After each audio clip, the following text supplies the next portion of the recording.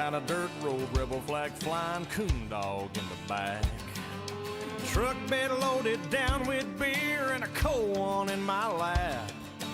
Earnhardt sticker behind my head and my woman by my side. Tailpipes popping, the radio's rocking, country boy can survive. If you got a problem with that, you can kiss my country ass. Talladega Superspeedway lives up to its name. Of all the closed-circuit motorsports facilities in the world where sanctioned auto races are held, it is the fastest. Constructed by the France family 10 years after Daytona International Speedway, Talladega was built slightly longer at 2.66 miles with steeper 33-degree banking, which guaranteed record-setting speeds. The pole speed for NASCAR's first race in 1969 was a stunning 199.466 miles per hour, almost 30 miles per hour faster than the Indy cars were then lapping at Indy. Rule changes in 1987 meant Bill Elliott's 212.809 mile per hour lap will likely stand forever as the qualifying record at Talladega and for NASCAR. Talladega is still the fastest track on the schedule. It holds the record for the fastest 500-mile stock car race at 188.354 miles per hour, Mark Martin's winning speed in May of '97, and produces some of the most exciting door-to-door racing every year. Talladega puts on 5 separate race events each year as host of the NASCAR Cup Series, Xfinity Series, and Craftsman Trucks, and also the ARCA Series. But tonight, it's the Lonestar Racing Cup Series season finale, the Lonestar 99, and it's next on HBR TV. High-class people out there that's looking down on me. Cause a country club where I belong is a honky-tonk till 3 in the morning. Don't wear no fancy clothes, no ties or three-piece suits. You can find me in my camouflage cap, my t-shirt and cowboy boots. If that don't fit your social class. Taking a look at the points coming into tonight, we mentioned it is the season finale for the LSR Cup Series. Drew Blaze with a 54-point advantage over Chris Goins. I think he's pretty much got this one locked up. Chris Goins beat 2. Corey Deal 3rd. He's not going to make the show tonight, so he's going to drop in those standings. PJ Cox is 4th. Jason Blaney, P5. Sean Roberts is 6th. Ken Couch, Derek Welch, Chris Klein, Jarrett Woodard, the top 10 in points. 11th, Dave Coburn, Tommy Kohig, 12th, Nick Kolakowski, 13th, Justin Johnson, 14th, Clay Atwood, 15th, Mark Collins, 16th, 17th, Terry Crouch, Kevin Blue in the 18th position in points standings. Again, some of these drivers not here tonight, so they have got a deep hole that, well, they're not going to be able to climb out of.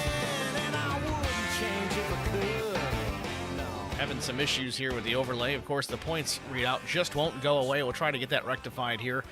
As qualifying just about underway here at the Speedway. We'll try and switch over to that and at least get some visuals for you. Bear with us. We'll get this fixed here in just a brief moment.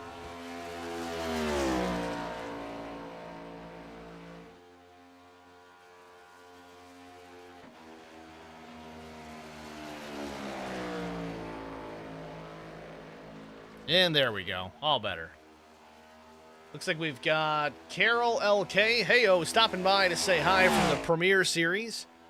That's the Downrange Transport Premier Series, just starting off their season on Wednesday nights here on HBR TV. Thanks for checking in. We do appreciate it. Watching Nick Kolakowski on the racetrack. Nick out of Wells, Maine. The number 9 Coca-Cola sponsored machine.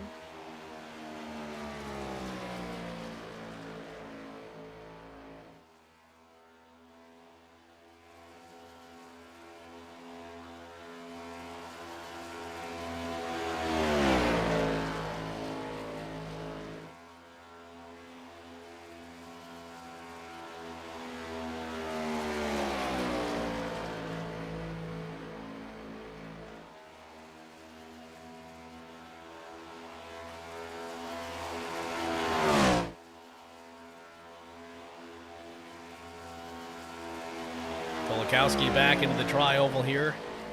Again, start-finish post-tri-oval, not like Daytona.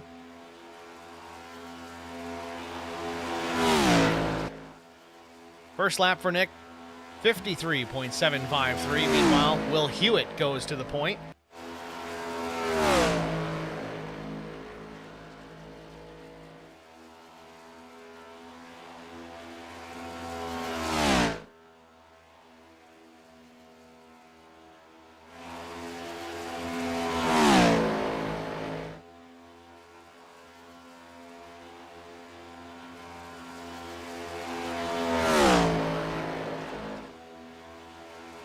Derek Welch goes second quick, about 1/100th of a second off of Will Hewitt's first lap. Chris Klein, 200ths shy. Tim Dummermuth, 500ths shy. Pretty tight times here within that top 5. Will Hewitt completing lap number 2. We'll see where the 33 slides in here in qualifying. Is it a better lap? Pretty close, not better though. 53.370, lap number 2.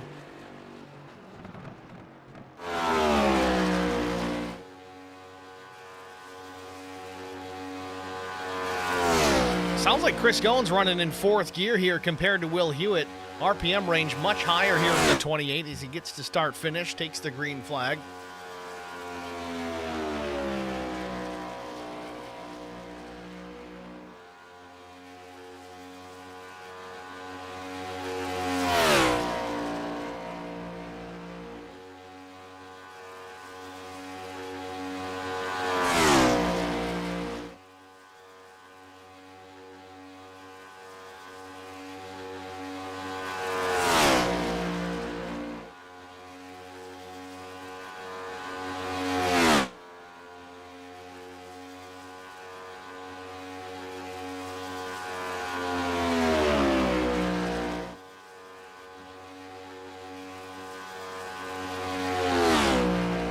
Goins back into the tri-oval here. Let's see what he can get in for a time. Interesting to see where he lands here with that 4th gear strategy. 6th quick, 53.336 the first time by. Curious to see if second lap is quicker for the 28, or really anybody for that matter. Will Hewitt currently the fastest. Jason Blaney took a best shot at it.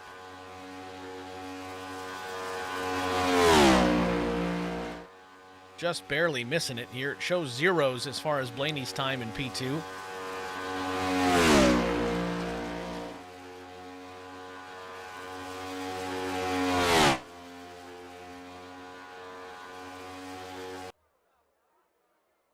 And just like that, the session ends before Chris Goins can get back to the stripe, so he's not going to get that second lap in.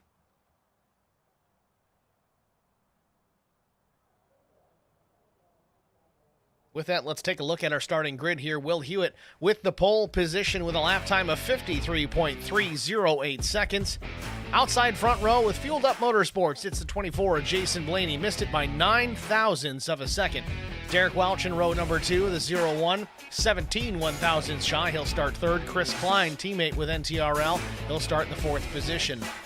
PJ Cox in the 05, he'll roll from the 5th spot with Chris Goins starting in P6.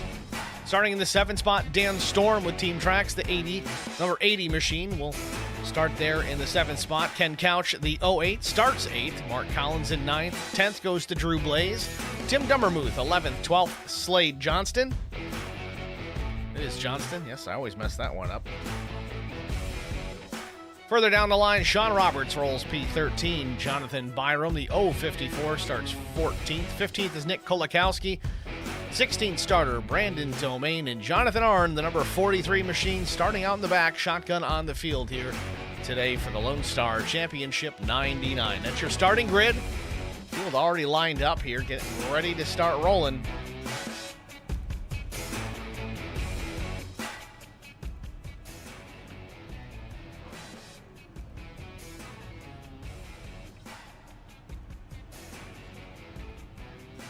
While the field sits here at the start-finish line, getting ready to start their only pace lap, we're going to jump out and get a break out of the way. We'll be back after this. I met Marco Scarza when we were doing radiothons for St. Jude Children's Research Hospital. We needed sponsors to help us raise money, and he's always the first one to jump in. I would describe Marcos and his team as upstanding, someone you can trust, and he is just a genuine guy. Marcos has been very generous. He has a genuine concern for people. You need somebody that cares about you. And that's what Marcos is, and that's pretty much what this firm is. The Garza Law Firm. Let us help.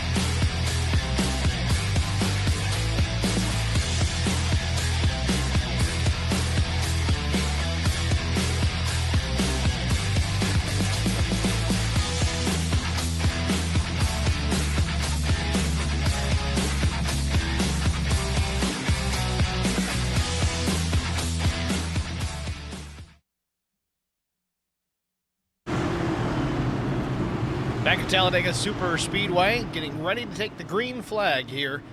The final race of the season for the Lonestar Racing Cup Series. Going to decide a champion here tonight. It seems that Drew Blaze may have it already locked up here, unless I'm missing some kind of crazy bonus structure. But it seems like there's not enough cars on the track to really make a huge difference. Blaze could take the green and park it, and then just pocket that championship in his pocket.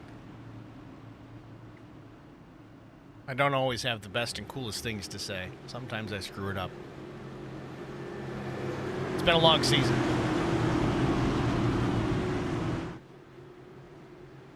Good crowd on hand here at Talladega Superspeedway.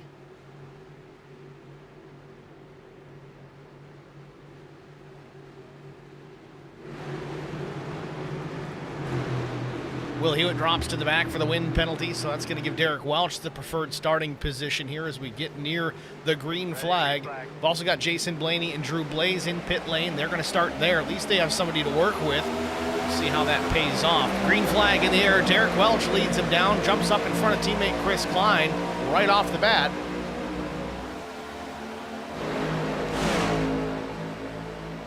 See Blaze and Blaney leaving pit lane. Really curious to see those two try and draft their way up to this pack. Certainly the number is going to be in the advantage of that bigger group of cars up front. Full straightaway back is Blaze and Blaney.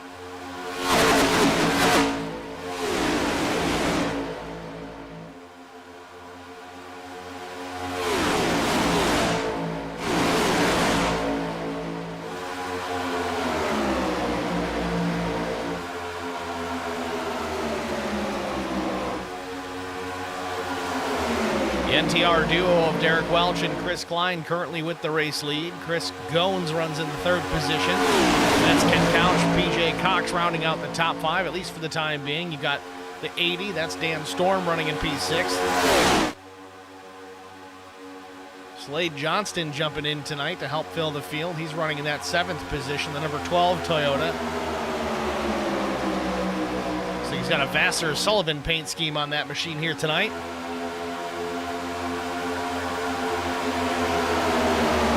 Getting close quarters here early.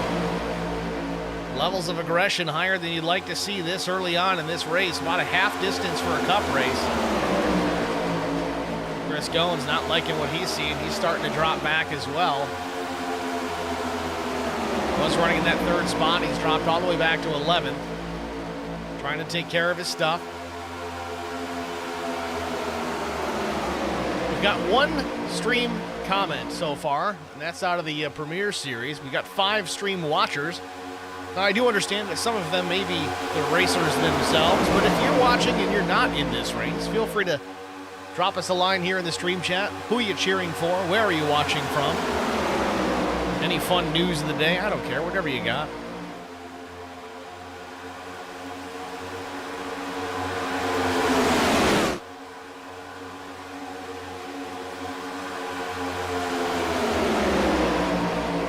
Just to keep things straight here, Nick Kolakowski listed as the number 22 in the timing tower, showing the number 9 on the side of that Coca-Cola machine. So in case anyone's confused as to who that is indeed the 22 of Nick Kolakowski.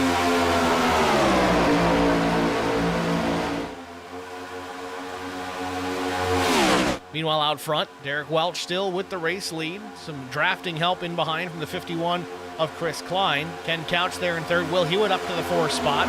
Remember, Will had to drop to the back. He's not wasting any time. 4 laps in. 4.5, that is. Already on the bottom, challenging for the 3rd spot. No helpers there to draft him up there. Ken Couch is going to maintain his position behind Chris Klein. Nobody there still. Might have PJ Cox closing in on the 33 to give him a little bit of help.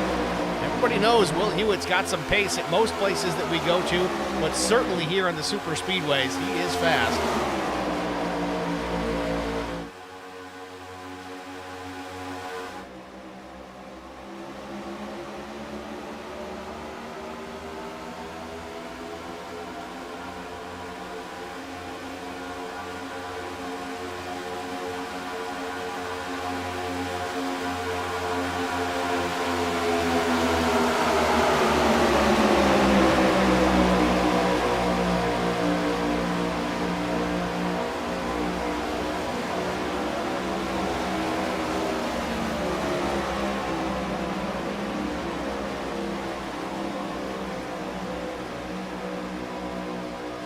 top 4 all grouped together. It's Welch, Klein, Ken Couch, Jonathan Byram in the 4 spot. He's up 10 positions already. Chris Goins back to the 5th position after dropping back to 11th, I think by choice.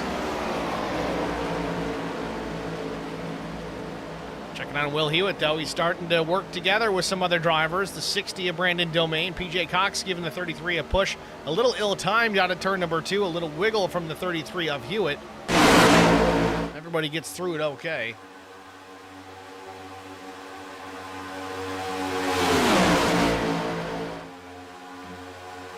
Now, I want to take a look here. Interesting scenario shaping up here at the far back of the pack. Slade Johnston has dropped back to work with Jason Blaney and Drew Blaze. I don't know if this is by design or not, but man, it's a big lifesaver either way for Blaney and Drew Blaze. They're going to need some help to get to the front here and chase this lead pack down.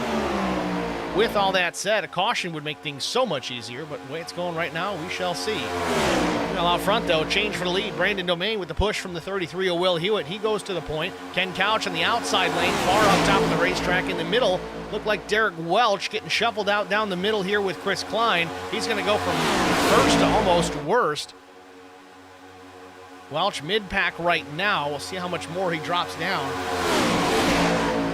Just like that, though, Will Hewitt out of line here at the top side. He's trying to make a move for the lead, but no one went with him. No drafting partner for the 33. Out of turn number 4, he's got Ken Couch coming, but is he going to stay with him or drop in the middle?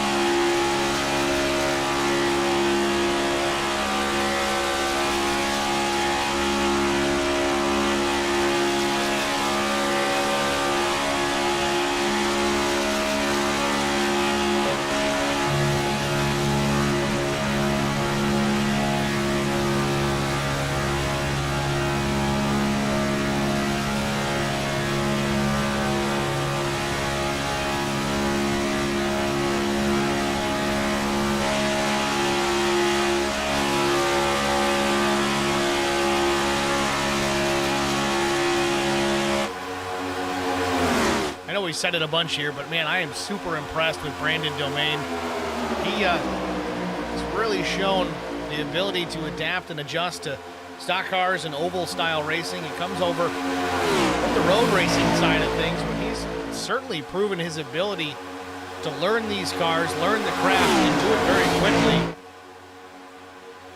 Since he's come on to run this series with these guys on the oval side of things, he's certainly shown an ability to compete up towards the front as he continues to lead here with just about 10 laps in.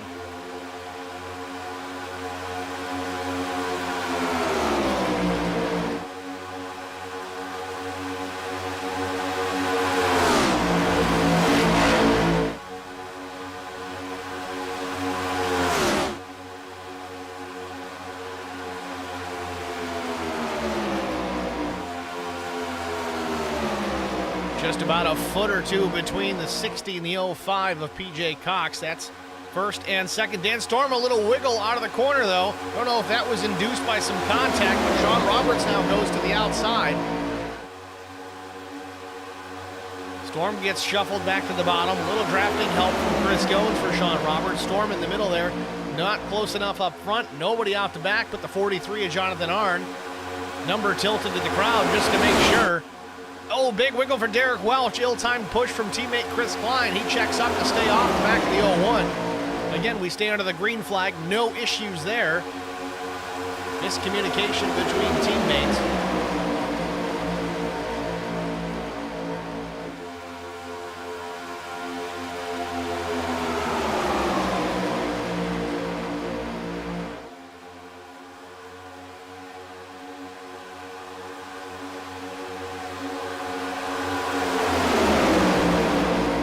Board with Derek Welch, see what he sees.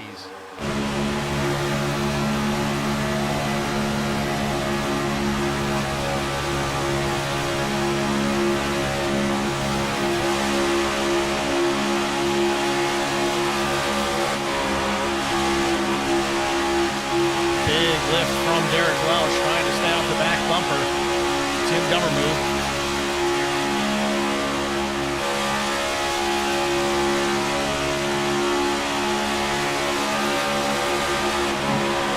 Another big lift down into turns 1 and 2.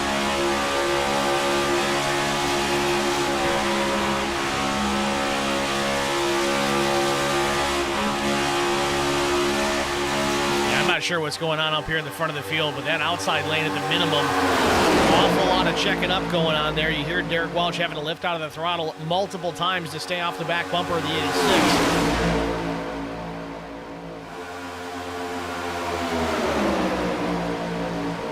Meanwhile, Brandon Domain continues to lead as we approach lap 13.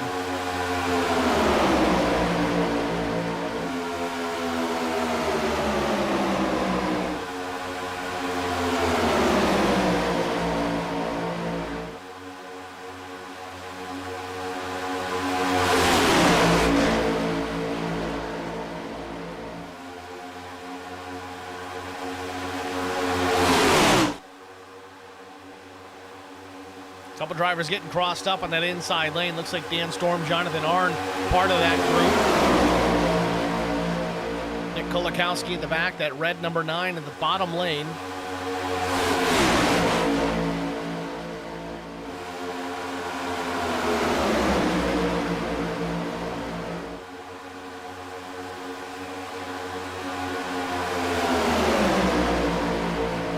Chris Goins giving Sean Roberts a big push to the front of the field. I don't know if that was a planned deal or not, but the 66 was certainly off center. Chris Goins tried to get off of him, lucky enough to do so, as we see Dan Storm losing connection there in the middle of 1 and 2. Jonathan Arnn is backed out of the chaos. He's going to go to the back of this pack.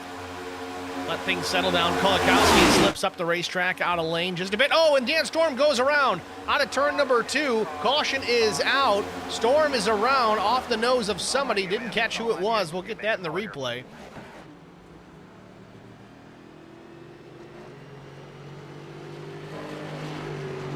Dan Storm gets turned off at turn number 2. Let's see if we can catch it here. Might have been Nick Kolakowski turning the 80. We'll have to find it from another angle.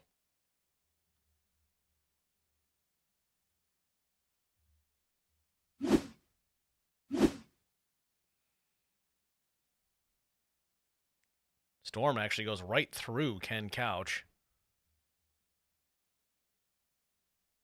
45 of Mark Collins gets a piece of that as well.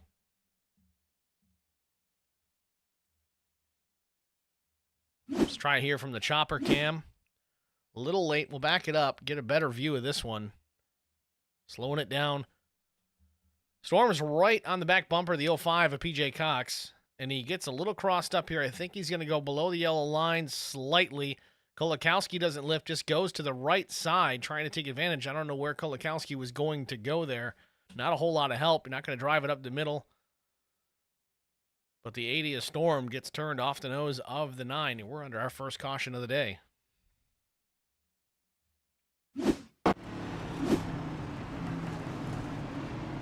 So, this is the break that Drew Blaze was looking for. Needs that caution to get caught up, and he finally gets it. Jason Blaney, same story.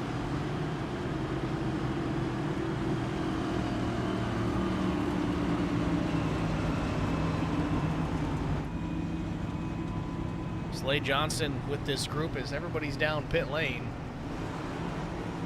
Sean Roberts, Tim Dummermuth, Jonathan Byram, they all stay on the racetrack, but everybody else, Chris Goins, Derek Welch, PJ Cox, Ken Couch, Mark Collins, the whole group, they're down pit lane. You see it on the timing tower. I don't need to read them all off.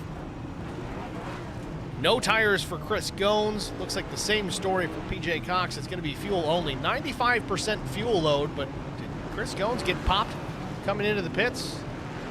Interesting. A 15.38 second stop for Goins. But I didn't see that car go on jacks at all, so interestingly enough, no tires taken for the 28, but he could have with the amount of time he spent there. Still early, only 16 laps in here from Talladega.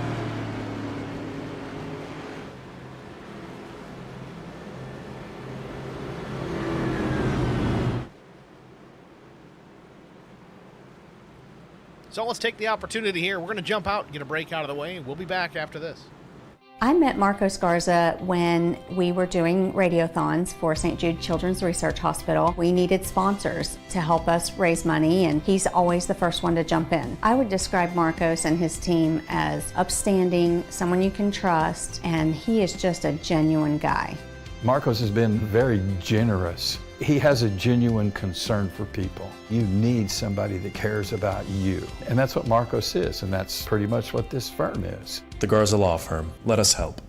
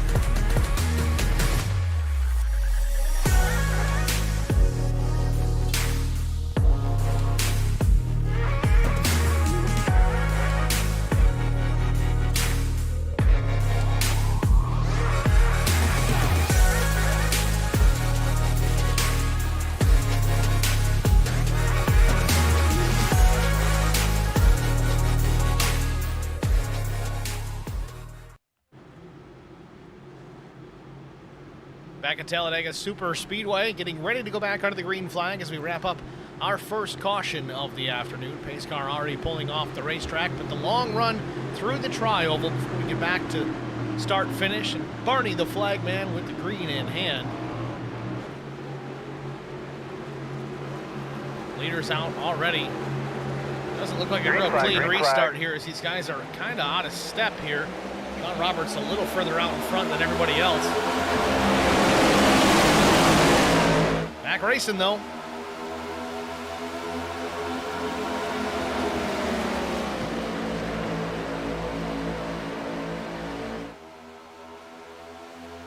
Confirmation that the sound issue Chris Goins had mentioned, that's why he spent extra time in the pits, was his end, not on the broadcast side, thankfully. Chris Goins trying to fix some sound. It's very difficult to do these races here without any audio. That could be the case. We got a battle for the lead here into turn 3 off the restart, though. Sean Roberts on the bottom. Jonathan Byram topside with help from P.J. Cox and Brandon Domain. A big push coming. 2 lanes, rather organized, top and bottom, as they work turn 4.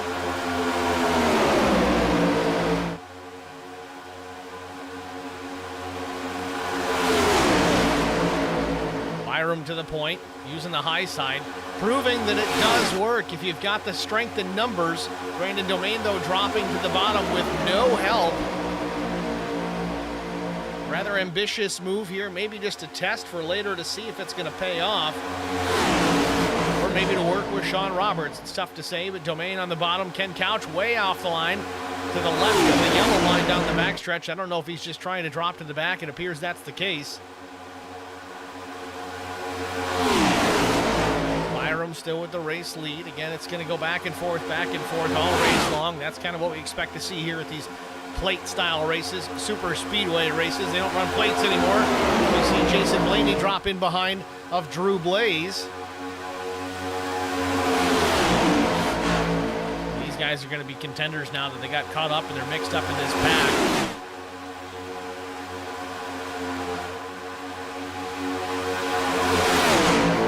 Checking on Will Hewitt, though. He runs back of the pack here. Further back, though, Slade Johnston. I don't know if he got a poor restart. What happened here with the 12?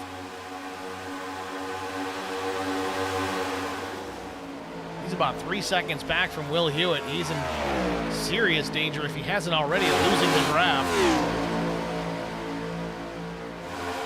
Truthfully, Will Hewitt 0.4 of a second off this pack as well. He's got to be careful not to do the same. Seems okay for now. Closes the gap quickly. Ken Couch providing that assistance, that slipstream, that draft through the tri-oval.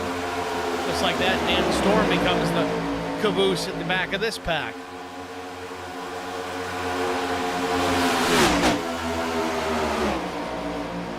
Back out front, Brandon Domain with the race lead now. Sean Roberts pushing him out front. We have a pretty clear top four now. Domain, Roberts, Welch, and now Drew Blaze cracking that top five already. Jason Blaney also into the top five. He's trying to work a pack on the outside. 3 cars for now, could be 6 rather quickly. Or maybe not. Blaney drops down in front of Chris Klein.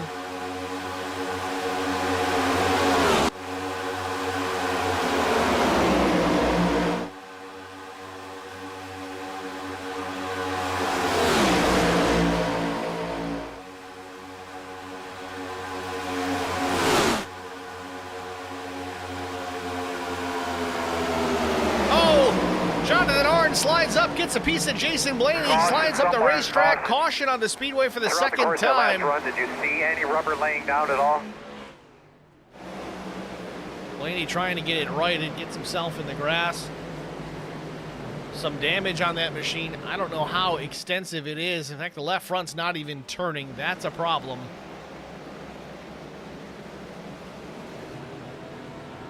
Visually not too terrible, but the left front certainly got something broken in the suspension.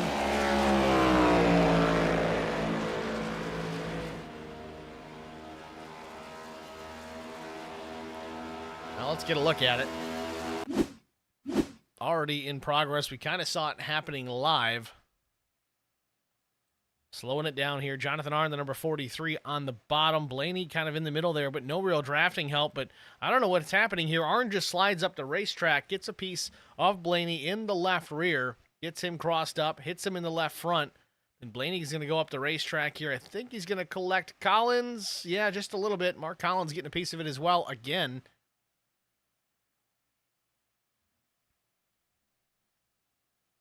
Sometimes you're the windshield, sometimes you're the bug, and so far Mark Collins has been the bug tonight. Blaney's still got that thing rolling here. Now the left front's starting to move. Oh, that's good, bad, or indifferent, but he's certainly going to have to come down pit lane to get that thing fixed. Now my other question is the 3 that stayed out previously. It's like Sean Roberts, Tim Dummermuth, Jonathan Byram. We'll see if they come down to pit this time. We know Blaney's certainly going to come down to get some repairs made. Drivers do have 1 fast repair to work with. I'm curious if Blaney's going to have to use it here. So it looks like everybody's going to come down pit lane here. Ken Couch stays out. So does Slade Johnston, though.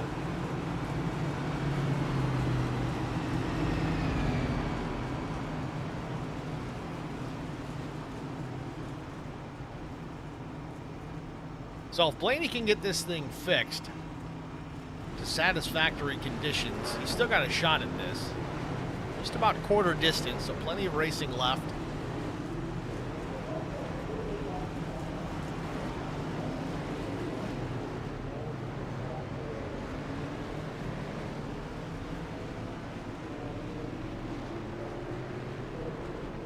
Looks like Blaney did use the fast repair, so he's down and away.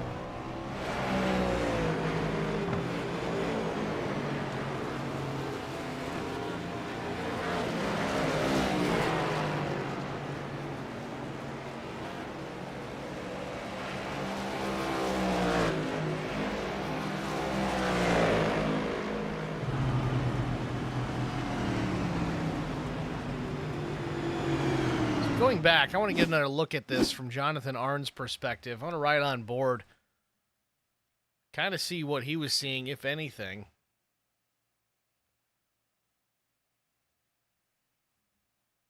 On board now with Jonathan Arndt. You can see Jason Blaney there. Again, we're offset in the race car here, but to the right of the screen, that number 24 new HD machine. We'll go to the roof cam. You can definitely see him. He knows he's there. He's out in front of him. Arndt comes back down a bit, but now slides back up the racetrack. Not keeping that line. Gets a piece of Blaney, and then that triggers the whole incident after that. Arndt comes to the bottom here. Minimal damage likely on the 43.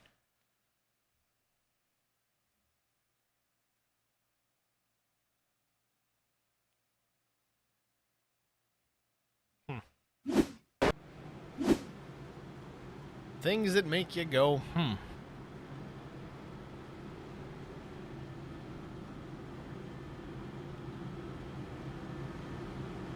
So with that, remember Slade Johnston had lost the draft. This is a little life-saving for him as well.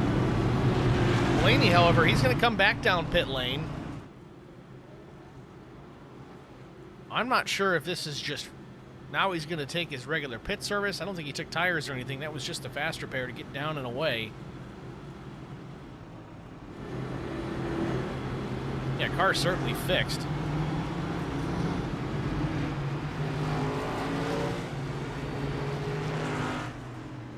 Topping off for fuel, possibly.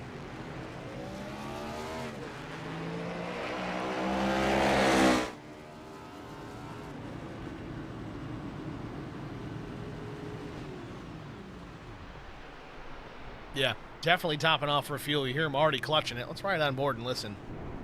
Yeah. Saving as much as he possibly can here. He's working his way all the way up the apron, trying to maximize that fuel save. No worries, guys. I'll let you have that spot back here just a little bit. Might even pass the pace car here.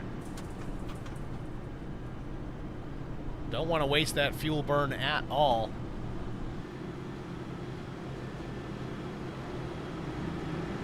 Well, that proves it right there. Blaney is certainly not giving up. He's working without a safety net now, without the fast repair. I believe he did use that on that first stop. He's going to restart in the back, but maybe not a bad thing here. Again, quarter distance here from Talladega. We saw how quickly Will Hewitt was able to work from the back towards the front. It took 4 or 5 laps.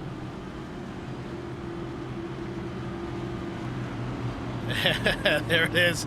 Blaney giving a little tap to Arndt to say, yeah, I saw it. I know what happened there. Thanks, but no thanks. We'll see how this restart goes.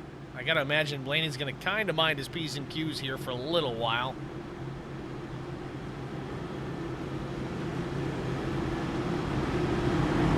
So with the restart in hand here, looks like Ken Couch, Slade Johnston, they are in charge of this field as the pace car begins to pull down pit lane. Again, work all the way through the tri-oval before we get back to start finish and take the green flag. You're very different from Daytona International Speedway. Talladega start finish is after the tri-oval.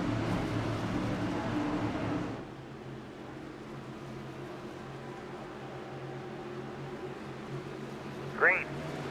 Green in the air. Slade Johnston trying to come back down and pull a little draft already off the 08 of Ken Couch.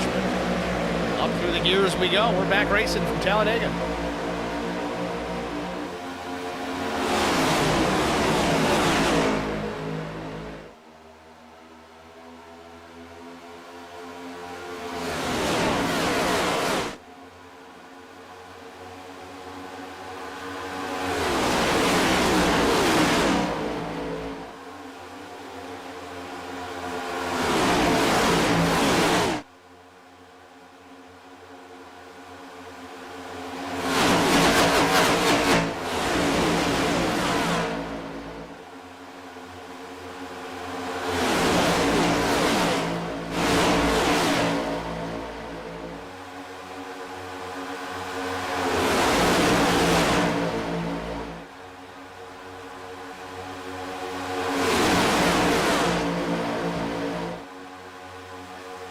Things are already changing significantly here at the front of the field. Derek Welch with the race lead. Drew Blaze challenging on the bottom.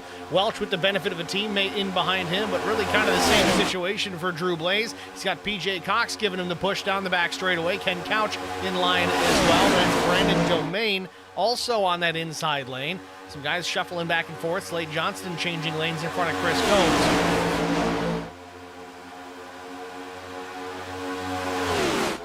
Just like that, Jason Blaney from the back of the pack up into the 10th spot here in just 2 laps. He's going to try and work his way back towards the front of the field.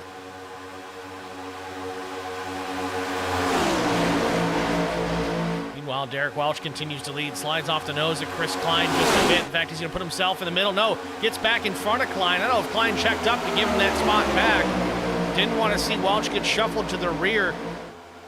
Again, kind of self-sacrificial there for the 51 of Klein. Plenty of racing left, but he wants to stay tucked up with his teammate. That's beneficial to himself, not only to Derek.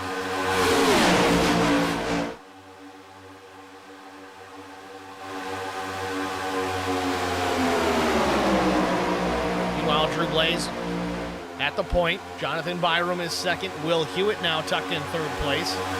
That's Tim Dummermuth, and then just like that, Jason Blaney up into the top 5, at least for a brief moment. Derek Welch takes it back away.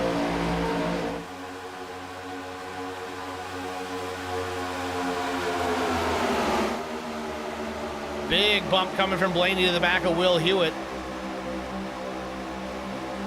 If Hewitt and Blaney can work together here, they can certainly be a good pairing to get towards the front of this field. Derek Welch slides up in front of Hewitt as well. Kind of leaves his teammate on the bottom. Thanks, but no thanks. That's the thanks you get, Chris, for checking up to let him go. He switches lanes on you. Now you're side by side.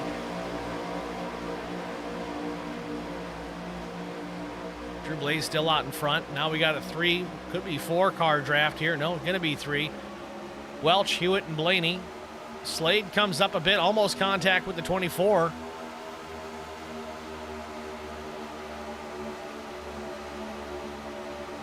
Now you see Chris Klein. He's going to get up in front of Derek Welch. That almost might have been a plan there to try to get some cooler air on the nose of these machines. You get tucked up real close in the draft, they can get hot.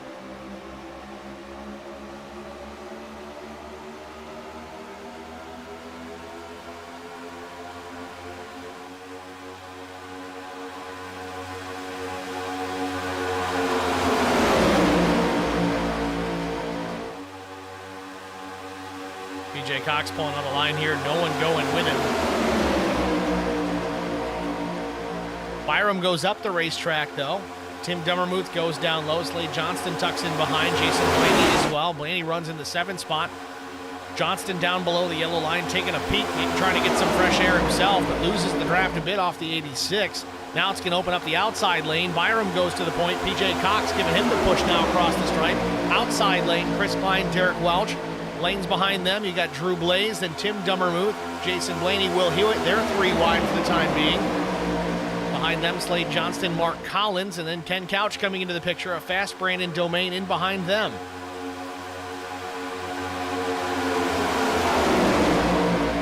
Things get lined out, a little disorganized in both lanes.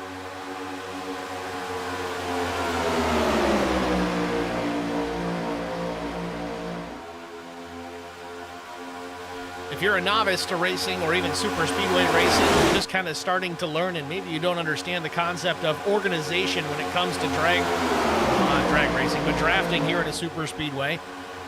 By organized, I mean single file, bumper to bumper, working together in the common good of that particular lane, whether it's the bottom, the top, the middle. You see the top side, pretty well lined out single file, not quite bumper to bumper to bumper, but close. That is beneficial. It means that line's going to be a little bit faster than the one who's quote-unquote disorganized. Start seeing more than one car length between drivers in a particular lane. That is a disorganized draft lane.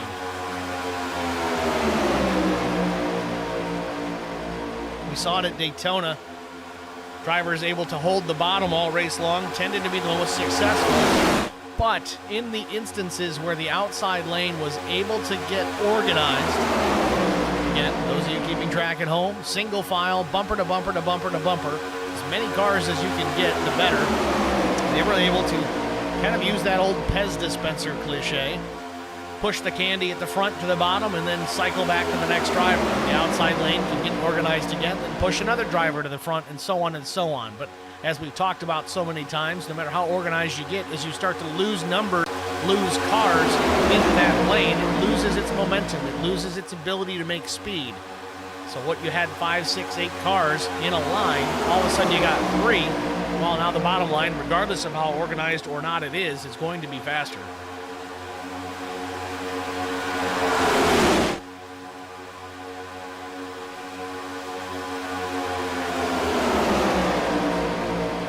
So once again, the NTR drivers of Chris Klein and Derek Welch out front, but Jason Blaney, man on a mission, back up to P3 after this incident with Jonathan Arnn.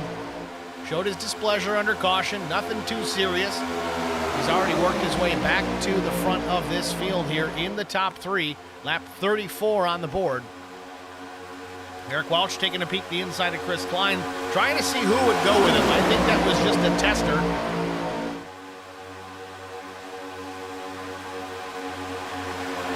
That's the other thing about super speedway racing. You need a dancing partner at all times.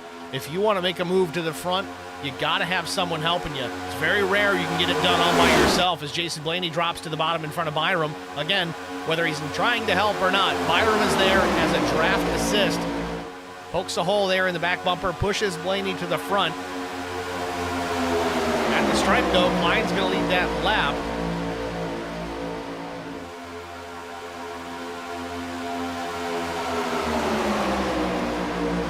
Got Tom in the stream. Says, always sounds good on my end. Thanks for that, Tom.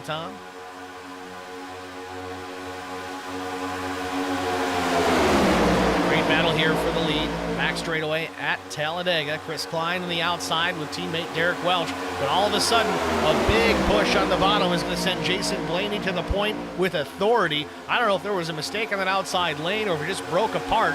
But those leaders battling there, Chris Klein and Derek Welch, they've dropped all the way back to 7th and 8th. They were right there in the front just a half lap ago. Blaney in command of this thing. Jonathan Byram in behind, and PJ Cox slides out of line. He's going to hope Drew Blaze is going to give him the push. He does. Blaney switches up the lane here. He's going to block the high side. That's kind of how you have to do it. As the race leader, if you're really good at it, at these super speedways, you can kind of control both lanes. You got to be careful, though. If your block is too late, not only at the time of the block, but maybe too late in the race. You know, the blocks that you throw early on, you might get some slack cut towards your way. But later on in the race, you throw a late block, the guy behind you is not lifting, and hopefully you can save it when he piles into the back of you. Derek Welch back up into battling here. Chris Klein not able to work with him. He's got Mark Collins on NTR driver. Drew Blaze drops down in front of the 01, knowing that Welch has got good experience here on the super speedways.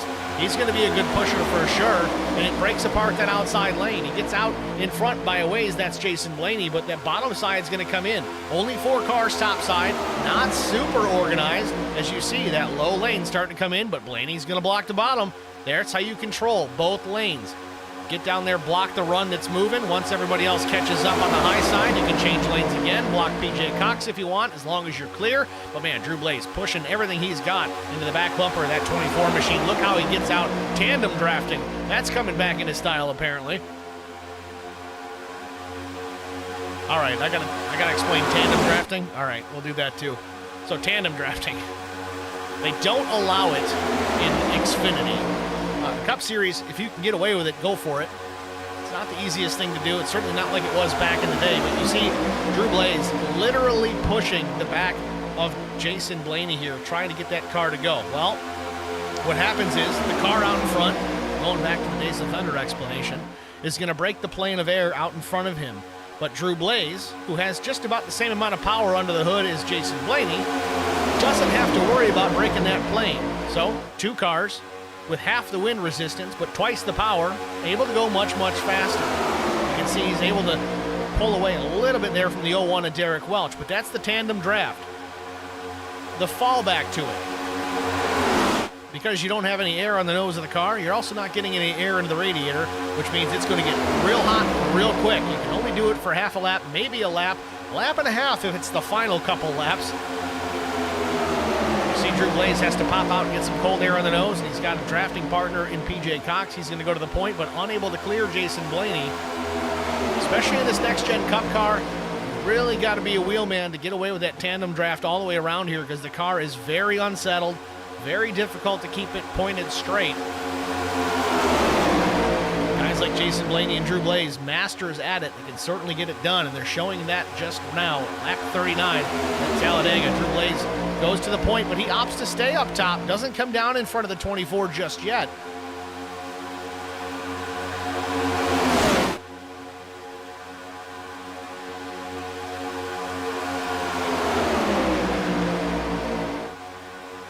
Drew Blaze at the line, going to be your race leader with 60 laps to go. My guess is we're going to start seeing some green flag pit stops here before you know it. Last pit stops were lap 23. Again, 95% fuel load to start tonight's race, so they got some time. Fingers crossed, maybe we get some green flag stops, break up this a little bit. I don't know if I really want them to do that. It's been some great racing action here, not only in front of the field, but really everywhere. All these drivers playing a part, even with the battle for the lead. You go back 4 or 5 rows, they all play a part. Blaney back to the point. Gets pushed out in front by Derek Welch. That's another strategy you can try. If you're Derek Welch, you give Blaney a real big push, get him out in front, and then lift a little bit. Oh, and contact, Sean Roberts into Chris Klein. We got a wreck here in the tri-oval. Caution. You look at your steps for me right there. Sean Roberts around. I think it started there. I don't know if he got turned or what the case may be. Obviously, he was facing the wrong direction for a time being. Third caution of the day, though.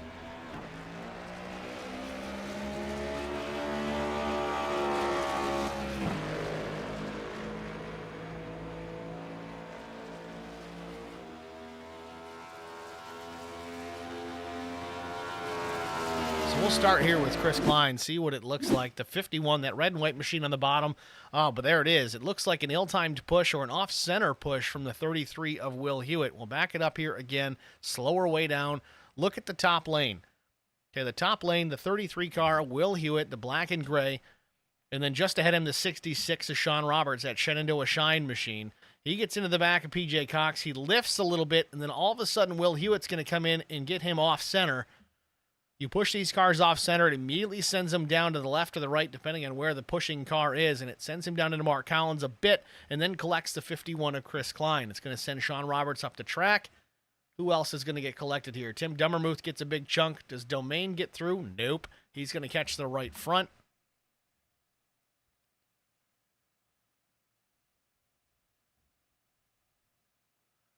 Not a huge incident here at Talladega by comparison, but nevertheless, we are under caution for the third time today. So just like that, pit stop's underway. We were hoping to get him under the green flag. Not the case. And look at that. Last caution was for Jason Blaney and Jonathan Arnn.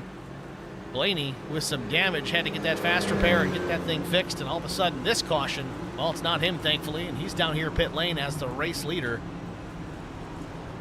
See if they take tires here as we approach halfway. He's going to right sides. And again, here is the thing. Here's the thing. What happened was, Talladega Superspeedway, yes, you can get away with not taking tires, especially with this next-gen Cup car. You can certainly do it. Is it preferred? Not necessarily. But you can do it. Now, why do you take tires? Because it seems like a lot of these guys up and down pit lane opted for them. Is it does allow you to be more aggressive in your moves for position, whether it's changing lanes. It just gives you that added amount of control of the race car. Seems like most drivers opting to do just that. Derek Welch, Will Hewitt opting for fuel only. Their stops 8.1 and 8.4 seconds, so we'll see what that pans out for those guys here on this run. Still not done with pit stops overall. Chris Klein, however, in the pits here. I guess he didn't check the fast repair. He's going to try and get it done the old-fashioned way, but he's been there a little while. Hopefully he can get that thing going here before he goes a lap down. With that, though, we're going to take another break. We'll be back after this. I met Marco Scarza when we were doing radiothons for St. Jude Children's Research Hospital. We needed sponsors to help us raise money, and he's always the first one to jump in. I would describe Marcos and his team as upstanding, someone you can trust, and he is just a genuine guy. Marcos has been very generous. He has a genuine concern for people. You need somebody that cares about you. And that's what Marcos is, and that's pretty much what this firm is. The Garza Law Firm. Let us help.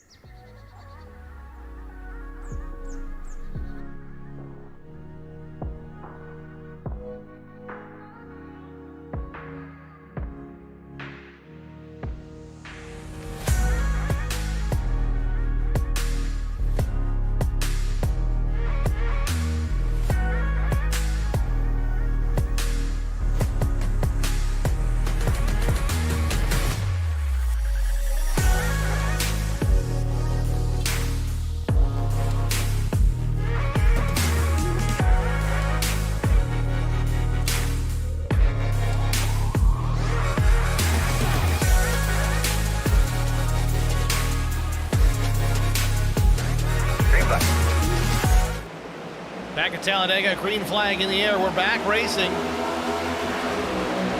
Lap 44 goes up on the board.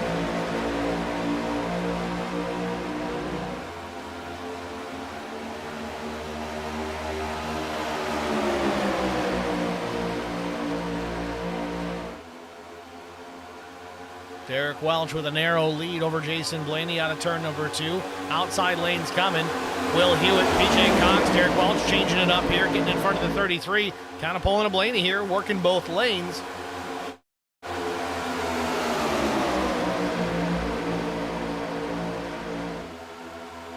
As of now, it's working. Welch with the race lead off of turn 4, out in front of the 33 of Will Hewitt. Crossing up a little bit here. Got to be careful. Don't want to make contact while that's going on. Low lane coming. Almost looked like Will Hewitt was trying to bait Welch to come down with him. He wanted to get in front of the 24 there in the low lane. Welch didn't bite. Albert Anderson in the stream chat saying, all right, DW, let's bring it on home. Albert Anderson, also a Numb Thumbs Racing League driver, cheering on Derek Welch.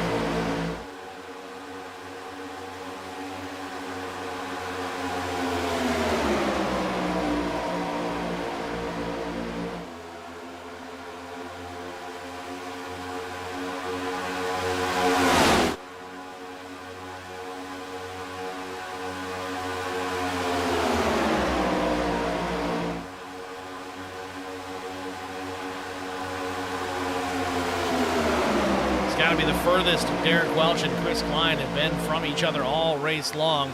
Mark Collins, though, in that 4th position in what appears to be the top lane. Trying to find a way up there to work with the 01 of Derek Welch. Again, Mark also an NTR driver.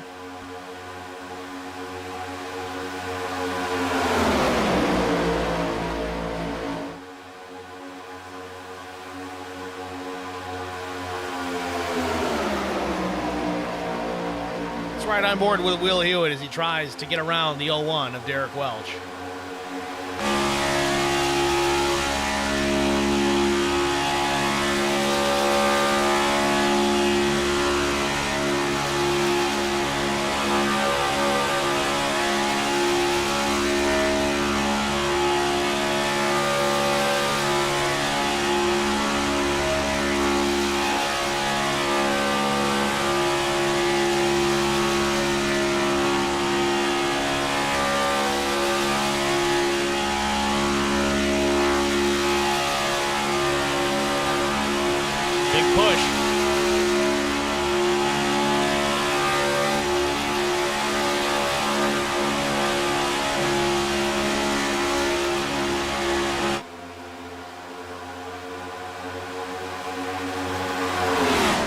Now, to recap, we talked about organized lanes. The top lane is very organized right now, and that's why they're excelling. That low side there with just 3 cars is now going to become, well, it looked like it was going to become 1 lane there for a moment, get all single file. These guys are just going to ride. Which very well could still be the case. Derek Welch, though, still out in front. Will Hewitt 2nd. BJ Cox, Mark Collins, Jason Blaney in 5th.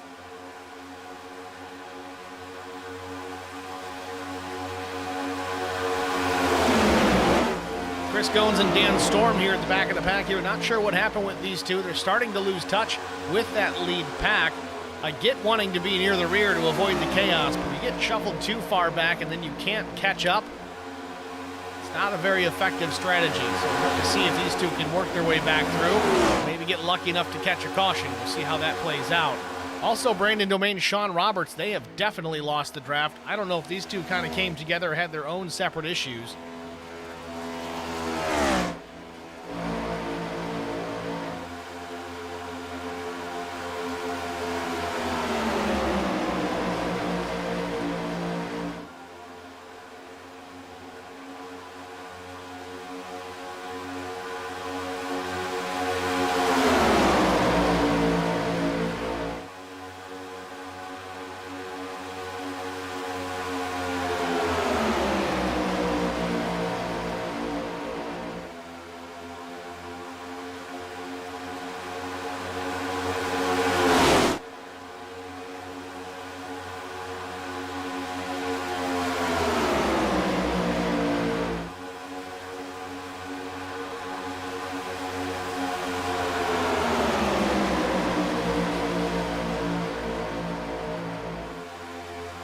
Things relatively settle here at the front of the field as we are now past halfway.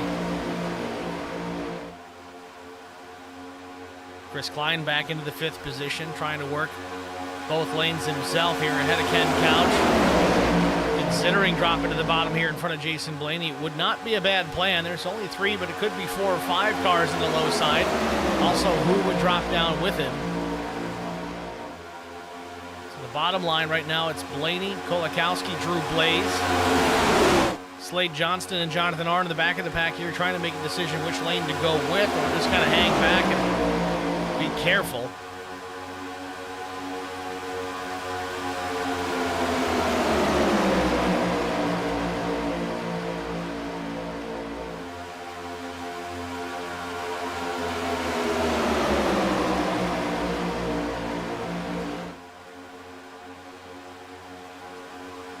Derek Welch still out in front, though. Seems like the top 5 at least are just kind of in cruise control at the moment. Again, there's no points paid for lap 52 or 53 or 54. It's the end of lap 99 that's going to make the difference. But you got to make it there, and I think that's what everybody's starting to think here. Let's be smart about this, take care of our stuff.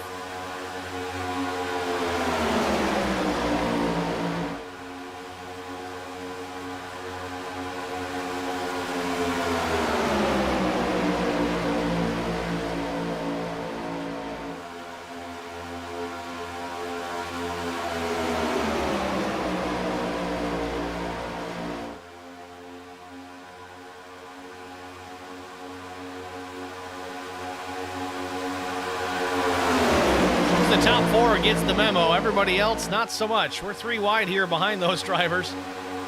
Everybody's still jostling for position. They want to be a part of that lead battle. They feel they belong there.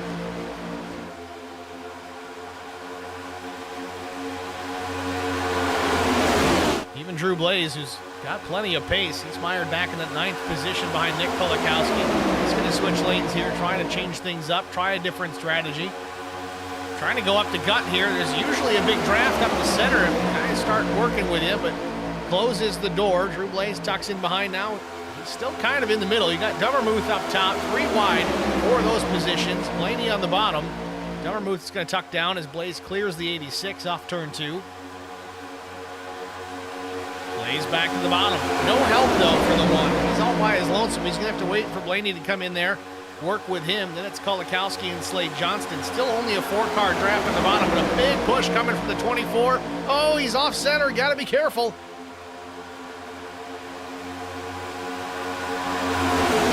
Byram going to the bottom.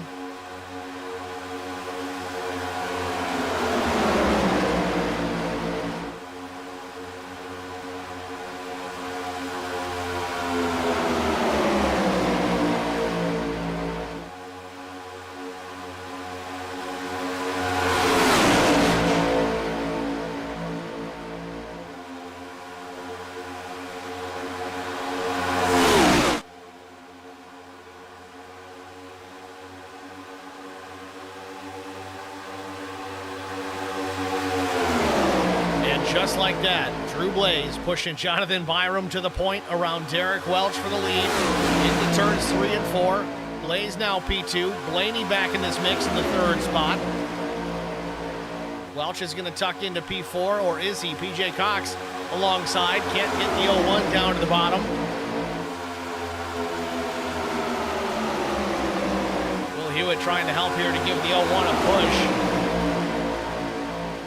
Unreal, the lead, these I guess you can call it it's not a triple, that's not even a word, but the tandem drafting here. Drew Blaze pushing Byram and Jason Blaney right there. You get 3 of these cars lined up the way that they are, not afraid to push the pusher. Man, you should be.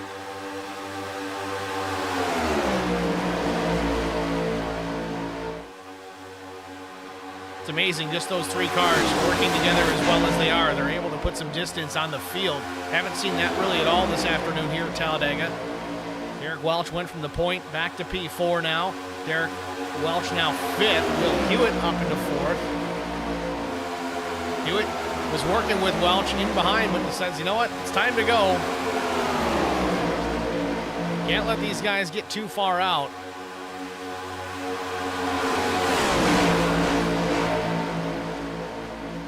Blaze looking to the outside with help from Jason Blaney. Will Hewitt in this mix as well. He's drafting with the 24 down the backstretch. Battle for the lead. Drew Blaze with the point.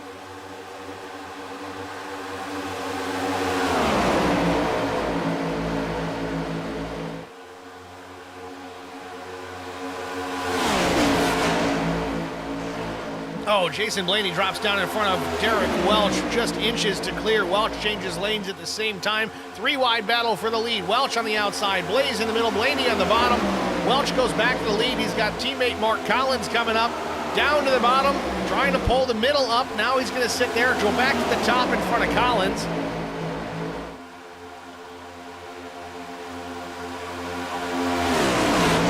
Definitely a driver that understands how the draft works, and he's using it to his advantage.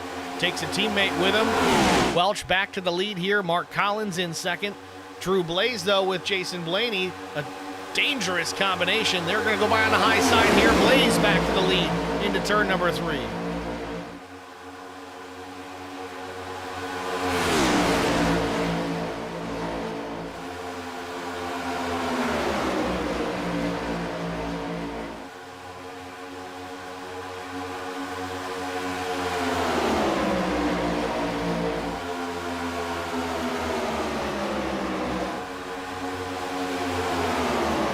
Tandem drafting in these top 2, trying to get some breathing room between the top 2 and then PJ Cox. Jonathan Arnn, though, he's worked his way up into that 4th position. Keep an eye on that Petty Blue, number 43. On the low side, he's got Derek Welch in behind. 4-car draft on the bottom. Not enough numbers to challenge for the lead. They're going to drop back a bit. Still the tandem draft with Blaze and Blaney. PJ Cox in behind. He's trying to become a part of this battle. 2 at the front. Better be careful. Cause a wreck out in front of these guys. It's going to be the big one real fast.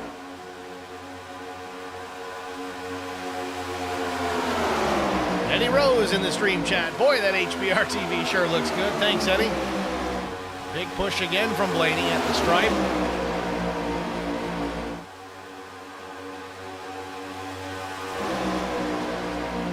Man, I don't know how they're doing it. Blaney and Blaze pretty much connected the whole way around.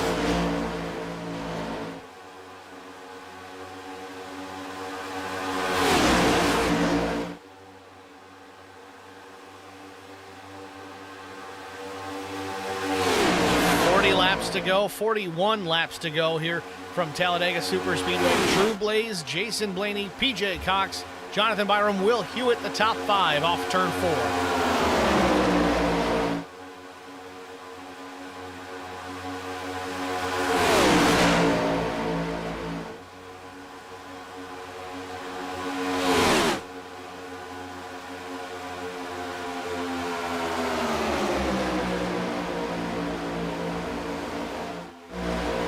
Dropping down to the bottom side, had a run to the inside of PJ Cox, but no help. You got Dummermuth and Slade Johnston next in line, but Byram's going to lose a ton of momentum down the backstretch before he can get tied back up with those 2 other drivers. Will Hewitt taking a look now. Same situation might be developing here. He's going to look to the inside without any help. Ops Better goes back up in front of Derek Welch. Welch is going to look to the high side. He's got Nick Kolakowski working with him, or does he? No, he does not. Nick jumps in behind Will Hewitt. He's going to hang Welch out to dry, possibly, as Hewitt actually goes back to the bottom again. Not a good choice for Hewitt. He's going to get freight trained on the outside. Welch and Kolakowski go on by.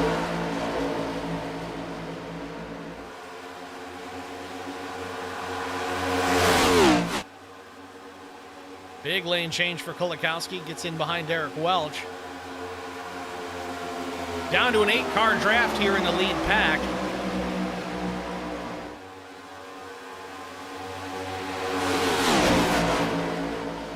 Slade Johnston has lost that lead draft as well. You hear the RPMs down on that 12 machine. It's not because he's going slow. It's just because he doesn't have any drafting partners. Mark Collins and Chris Klein shuffled back into their own 4-car draft. Jonathan Arndt in that mix as well. Dan Storm and Chris Goins still working together, but they are continuing to lose ground. Brandon Domain, Sean Roberts still working together, but they are now 30-plus seconds behind the race leader. 49-second laps here, 50-second laps the last time by. It'll be a matter of time before these two get caught by the race leaders and potentially lose a lap.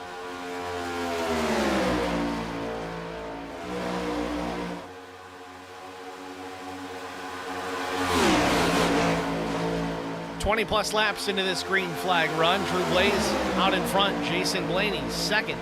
PJ Cox, P3. Again, the top 2 drivers. Remember, they had to start from pit lane here this afternoon. Their win penalties on the season.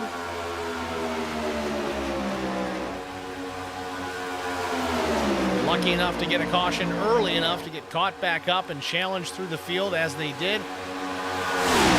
Now remember, Blaney running in that second spot.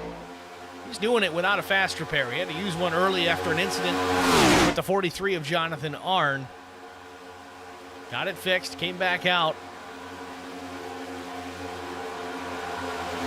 Just got to keep the fenders on it here for the rest of the race.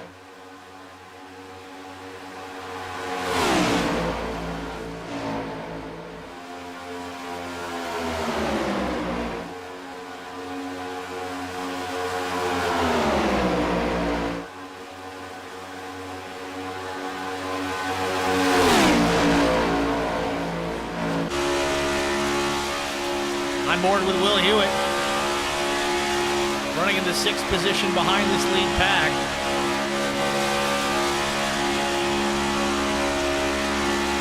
Will's just being careful here, saving some stuff for the end. You can hear him lifting out of the throttle. Doesn't want to get too close to the cars in front. Get some fresh air on the nose. Still lifting even down the back straightaway.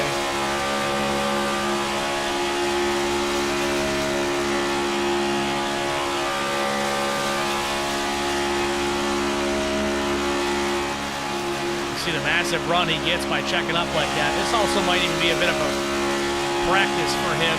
Try this move later on to gain as many spots as possible in the latter stages of tonight's race.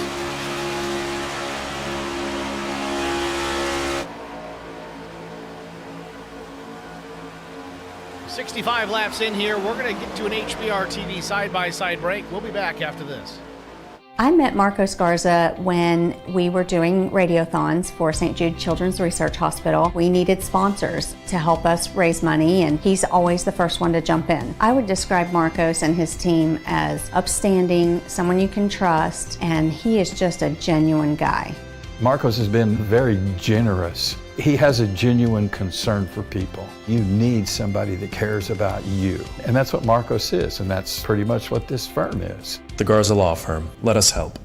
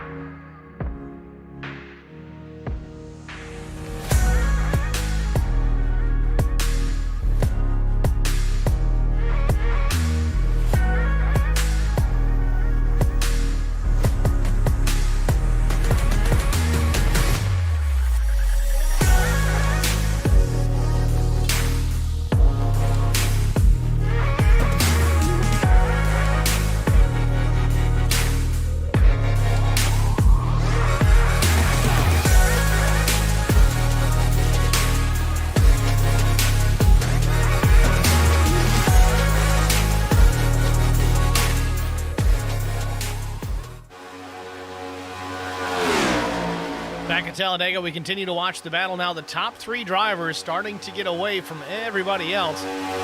Blaze, Blaney, and PJ Cox. Then it's Jonathan Byram in that second pack, back in the fourth position. Expecting some green flag stops here pretty soon. That could come to fruition before this one's out. Coming to 30 laps to go.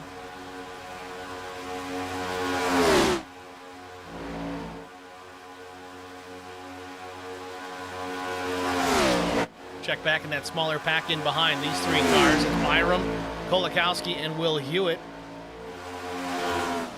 top three continue to extend their lead.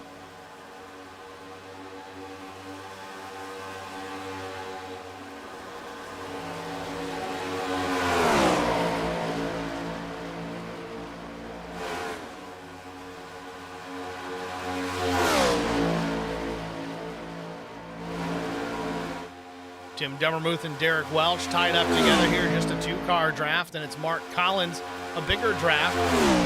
Chris Klein, Ken Couch, Jonathan Arndt, Slade Johnston.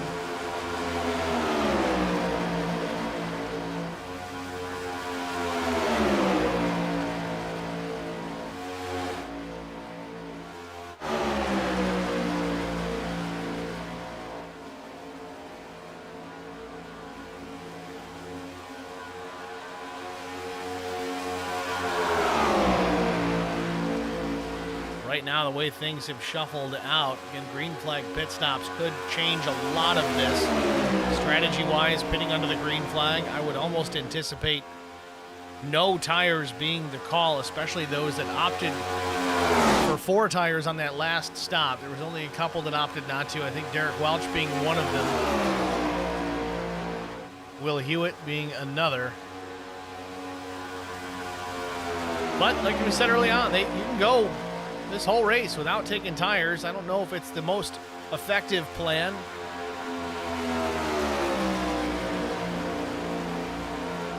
But man, oh man, the track position it could gain you. The trick, though, is coming down pit lane in your drafting group on the same strategy, because that's where you can kind of get hung out. You could be real quick in and out of the pits, not take tires, take fuel only to get you to the end. But if all the drivers that you pit with opt for tires, well, you're going to be on your own island all by yourself. No drafting partners until those 3-4 guys that took tires behind you finally draft up and catch you. Then it doesn't make a difference. You don't have the tire advantage, and you lost all the track position because you didn't have anybody to draft with. That's where that problem can present itself.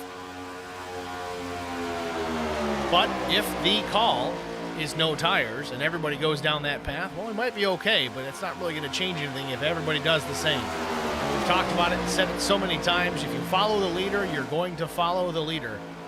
Sometimes you might have to do things a little bit different than the guy leading the race. Try and leapfrog him. Man, the way it stands right now, you saw a little wiggle out of Drew Blaze with Jason Blaney giving that one car a push. Laps are winding down here from Talladega.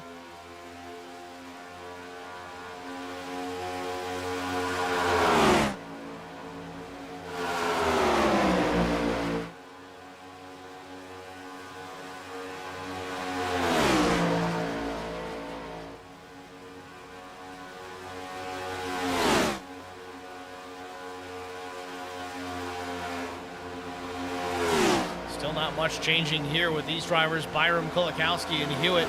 Hewitt has dropped back in behind. Again, if these guys can just get lined up and work together, they might be able to run down Blaze, Blaney, and Cox, but the way they're doing right now, Hewitt's too far back. He's not providing any assistance. In fact, if he's not careful here, I think Hewitt could potentially lose this draft from these guys. They're not punching that big of a hole in the air for it to be as super effective as it was early on.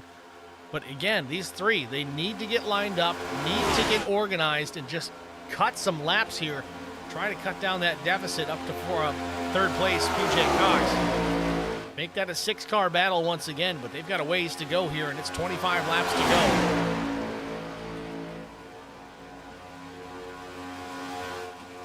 Back to Tim Dummermuth and Derek Welch. They're kind of euchred at this point. Not a whole lot they can do other than cross your fingers and hope for a caution. But again, as these cars get spread out throughout the field, the likelihood of that caution, well, it's getting lower and lower. Mark Collins and Chris Klein working together. I'll tell you, if I'm Tim Dummermuth and Derek Welch, you almost got to try and communicate. You know, I know it's a long ways back, but let's group up. Let's fall back to this group of cars. There's 5 cars battling here in the draft. They're all on the lead lap. If I'm Derek Welch and Tim Dummermuth, I'm going to back up to these guys. I know it's a long ways, and try to get everybody organized. You get those 5 cars, turn it into 7, You can stay single file for a handful of laps. You can probably make a lot of time up, but we got pit stops to worry about, and here they come. Derek Welch, this whole group coming down pit lane, everybody getting in there. Let's see what strategies they employ.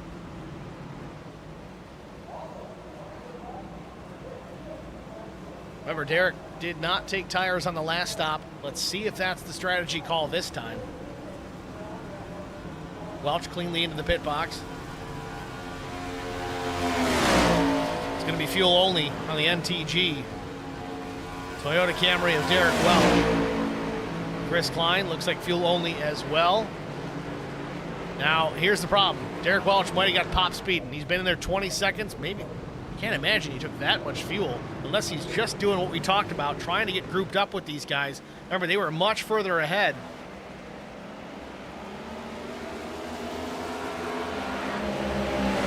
Welch is going to get in behind teammate Chris Klein. Meanwhile, the leader's now on pit lane. Jason Blaney in his pit box remains off the jack. It's going to be fuel only. That's the call. The 24 at a minimum. Drew Blaze, he's down and away. 13.03 seconds. Now, here's the thing. That could have been right side tires and fuel, or it could have been fuel only. Hard to say, but man, either way, Blaze gets out of there in a hurry. Had a longer stop than Blaney, made up his time on entrance.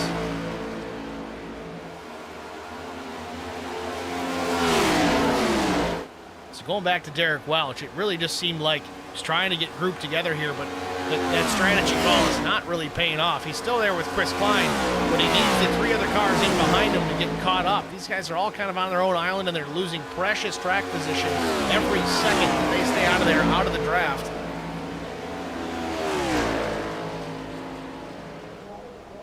Will Hewitt in the pits. Oh, man. Must have got pop speeding. Been in there a while, a full minute plus. 33's race could be over here. Meanwhile, out front, though, Chris Goins and Dan Storm, your race leaders. Here is the dilemma. They still need to pit. Goins and Storm, they pit a lap 42 each. Drew Blaze and Jason Blaney, however, they are closing ground, and they have completed their final pit stop of the afternoon. I think the only saving grace here is if Goins and Storm catch a yellow flag, they can pit under that yellow, not lose a lap, get back in the hunt here, but it remains to be seen. Meanwhile, in the stream chat, Matt Sisler. Hello, Steve and everyone. This could be interesting if we get a yellow. I'm not betting against one of those later on. As we see Goins and Storm come down pit lane, almost some contact with Storm. Blaze and Blaney go back to the point. Brandon Domain also coming down into pit lane. Sean Roberts going with him. Nick Kolakowski off turn number 4. He's completed his pit work.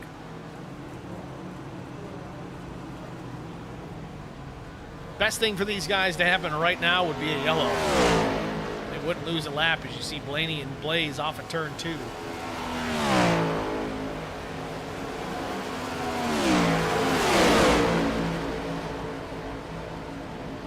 .9 seconds for Goins.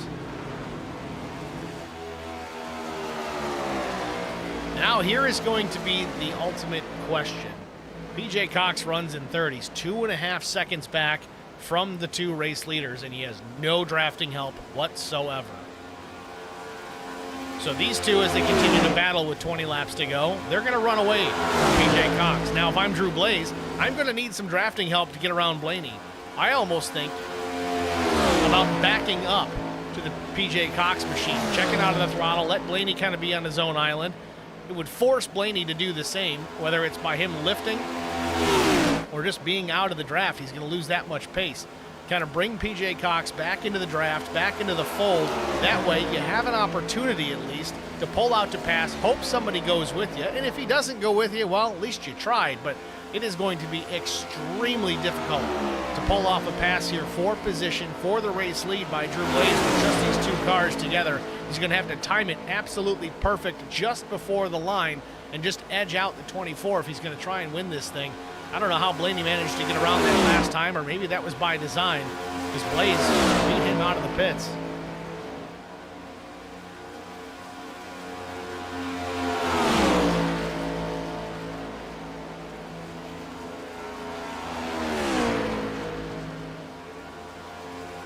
Let's go back and take a look at it here. It was just a moment ago. Jason Blaney going by Drew Blaze. Well, now I'm really lost. Did Blaze have a problem? Let's rewind this. I didn't catch this. This is, again, exiting pit lane. Blaney was pushing Drew through the tri-oval. Gets a little off center. Oh, and he turns Drew. Not all the way around. Drew's able to collect it and come back to track, and it looks like Blaney checked up to let him catch up. Personally, I would have given the spot back, but that's just me. So that explains the change of position there. Blaney at least let him stick with him, but he needs that drafting partner nonetheless.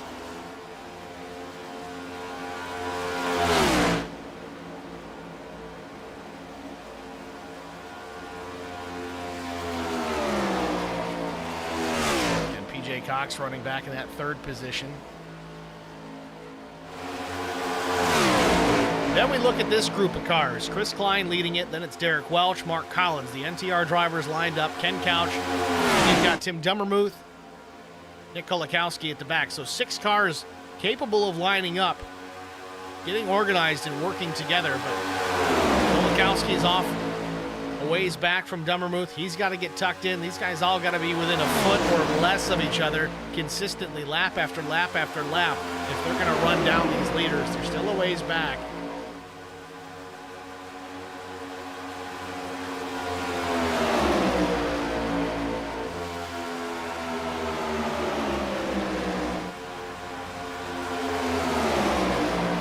Pushing with everything he's got in the back of Chris Klein here.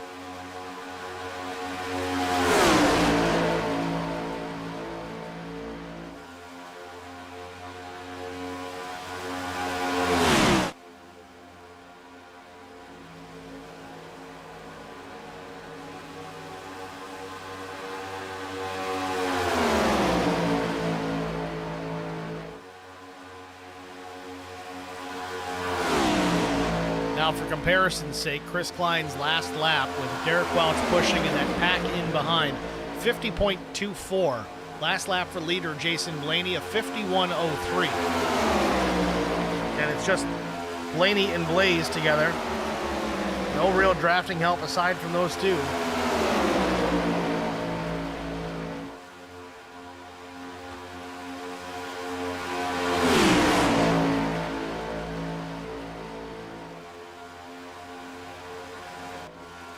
They got 20 plus seconds to make up, and there's just not enough laps to do it. They can keep running those laps all that they want. They're going to need a caution. Again, same thing we talked about earlier, though. If I'm PJ Cox, I'm almost going to opt here to back up to Chris Klein, get into that groove, get into that draft, add another number to that pack.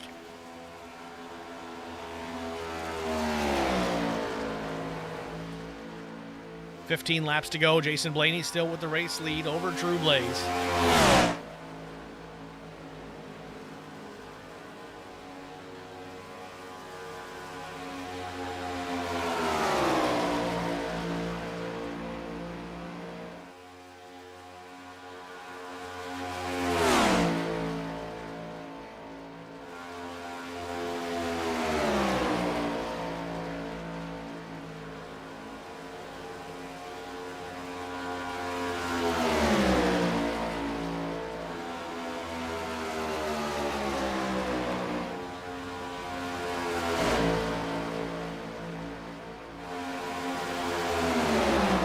Chris Klein and Derek Welch still working well together. Mark Collins there in behind. Again, all three drivers teammates.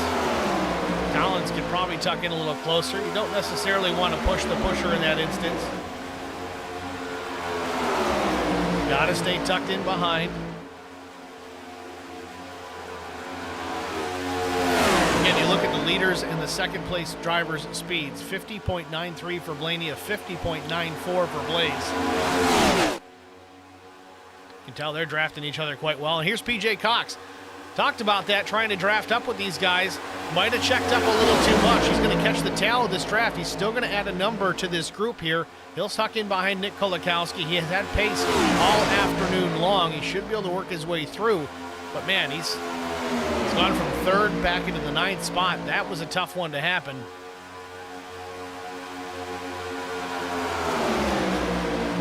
Now, could just be that this group caught PJ. He was out there all on an island by himself without any drafting help whatsoever.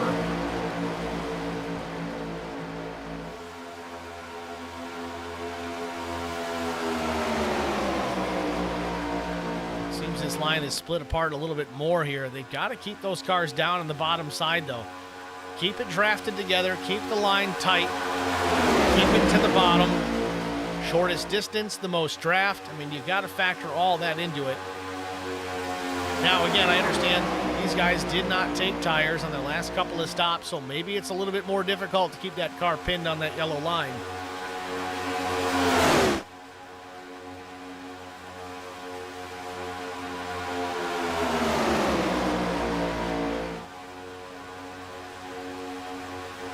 Checking on Brandon Domain, Sean Roberts, Dan Storm. They're grouped up together. Chris Gomes has seemingly lost the draft from these two. Not sure the scenario there. Maybe he's just trying to build a run. Hard to say. Jonathan Arn, though, just going a lap down. He goes to the bottom. Tries to tuck in behind these guys for some draft. This actually could be a bit of a help if Arn can catch up. His leaders are just too strong.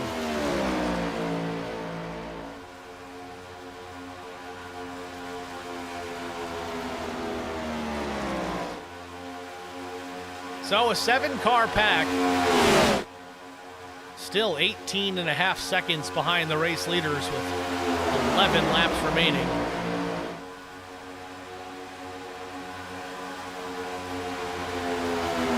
They're only running about a half second a lap faster than the race leaders right now, but again, they may have pulled some draft off that 43 car as it approached them. That helped that lap time significantly. And again, only 1/100th of a second time differential between Blaney and Blaze. Ironically, with all that, Blaney and Blaze ran a 10th faster than everybody else in that pack the last lap. More so, the interesting part, Brandon Domain, Sean Roberts, Dan Storm, Chris Gones must be packed up pretty nicely because they ran 49s.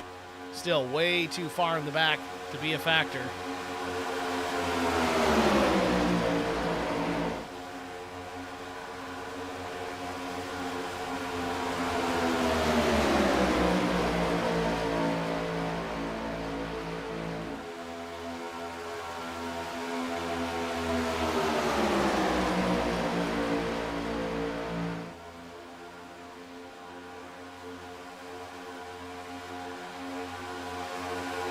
Ten laps to go from Talladega Superspeedway. Jason Blaney, Drew Blaze, your leaders.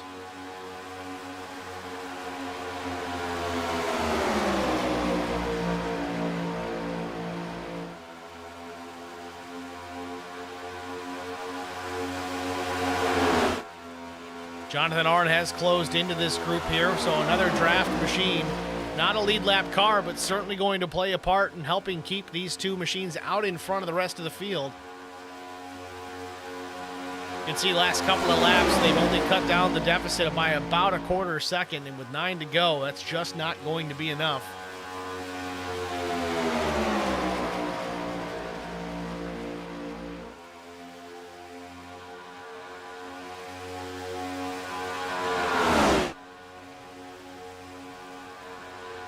But the question remains. Drew Blaze is just going to run here until probably the last few hundred yards, I would say. Might take an opportunity to pull out to pass and just cross his fingers that Jonathan Arn goes with him. Jonathan Arn running in the 14th position, though he is sitting here right behind the top two.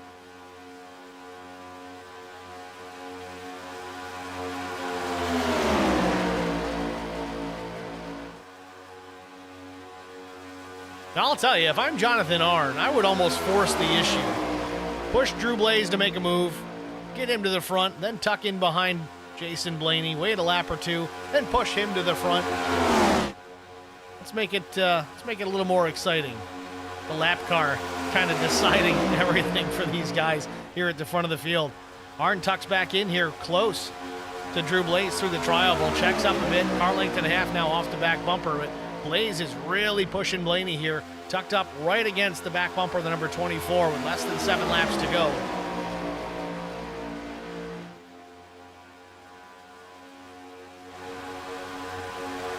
Derek Welch takes over the 3rd spot, gets in front of Mark Collins. Chris Klein is dropped back to the 9th spot, back of this pack, just in the exchange of position. I think these guys have realized, you know what, we're all racing for position. We don't have a shot to catch these guys without a caution.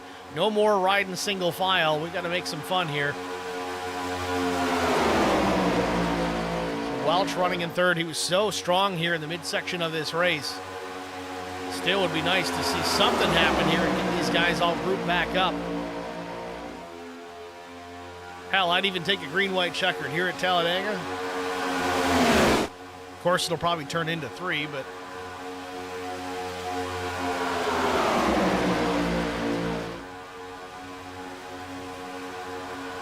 yeah, these guys aren't playing anymore. Mark Collins now looking to the outside of Derek Welch. Welch without any drafting help. Tim Dummermuth's going to close in. Chris Klein up the middle. Contact with PJ Cox. Keeps it going straight. Woo. Almost had that yellow we were looking for, and we may not be done. Welch to the bottom. Gets below that yellow line. Has to tuck back in behind Mark Collins. He can't make a pass down there. Blaney still with the lead. Coming to 5 laps to go. Tell you though, Blaze is right there. I think Jonathan Arnn might be backing up here just a bit. Doesn't want to affect this outcome too much. Meanwhile, Ken Couch into Nick Kulikowski in the trioval. Kulikowski up the racetrack, comes back down. Welch gets shuffled back. We're 4 wide for a moment here at the start-finish line. Down below the yellow line, Mark Collins, he's going to have to come back up, tuck in behind PJ Cox. Kulikowski 3 wide once again with Chris Klein. Welch back to the point in this pack. He's up to 3rd place. Ken Couch with the drafting help though. PJ Cox trying to decide where to go. Down the back straightaway here, 4.5 laps to go for these guys.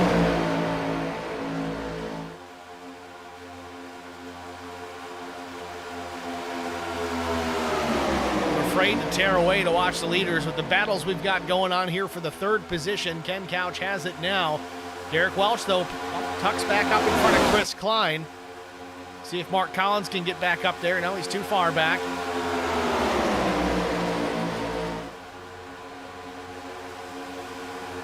Welch taking a peek now to the outside of Ken Couch another time. Drafting help from teammate Chris Klein. See if they can both drop down. Kulikowski with a big run.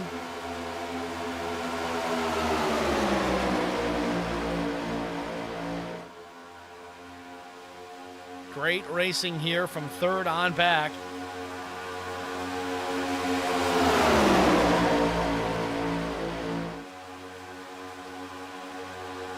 Ooh, almost got crossed up. Almost an off-centered push from Chris Klein. It's off-center now, going to the bottom. Cuts down in front of Ken Couch. Klein wants that 3rd spot. Push coming, contact. Gets Chris Klein crossed up, down below the apron, below the yellow line. He's going to tuck back in here. He won't lose the draft, but Kulikowski, he's going to dump to the inside here, try to take 3rd back from Welch. Checking on the leaders once again. It's starting to seem that Drew Blaze is checking up a little bit here, trying to get some space to build a run.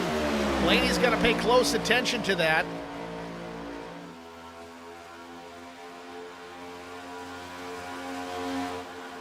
Back to 3rd place battle. Kulikowski has it for the time being.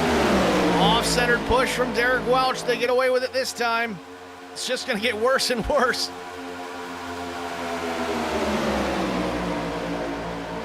Two laps to go from Talladega. Things are getting crazy. Big-time contact.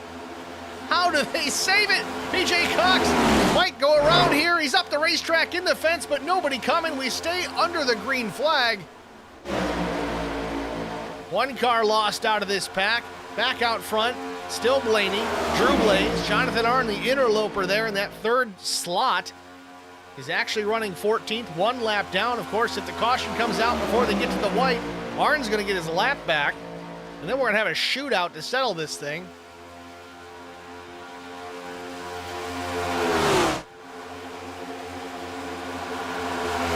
Welch maintains the third position in a battle 3 wide behind them for the subsequent positions, 4th, 5th, 6th, 7th. Back to lead, Drew Blaze goes around Blaney, makes the run, contact with Jonathan Arnn it seems, but Arnn goes with Blaze. Last lap, right at the stripe, Drew Blaze takes the point. He's got a championship locked up, but he wants the checkered flag as well. This one's still not over. Blaney, he's got 2 cars here in front of him, 1 for position, 1 a lap down. Not over just yet.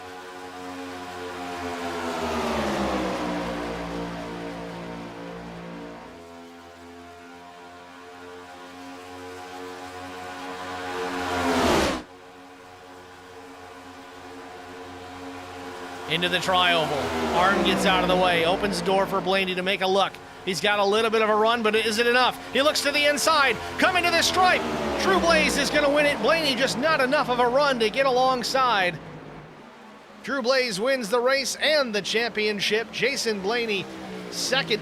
Derek Welch still trying to hold off his teammates, Mark Collins and Chris Klein. They're going to finish 3rd, 4th, and 5th. Unbelievable.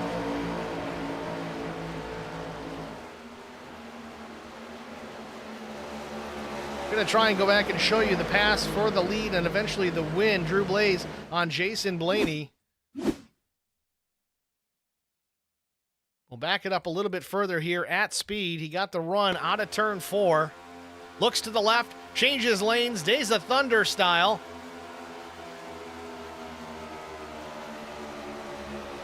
And that was the pass for the lead and the race win. Drew Blaze taking it home.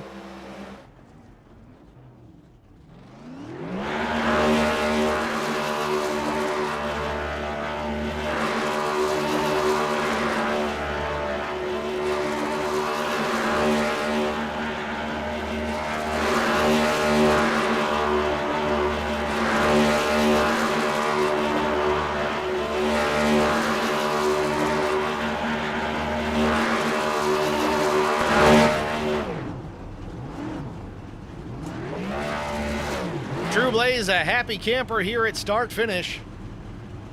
Takes the championship and the race win.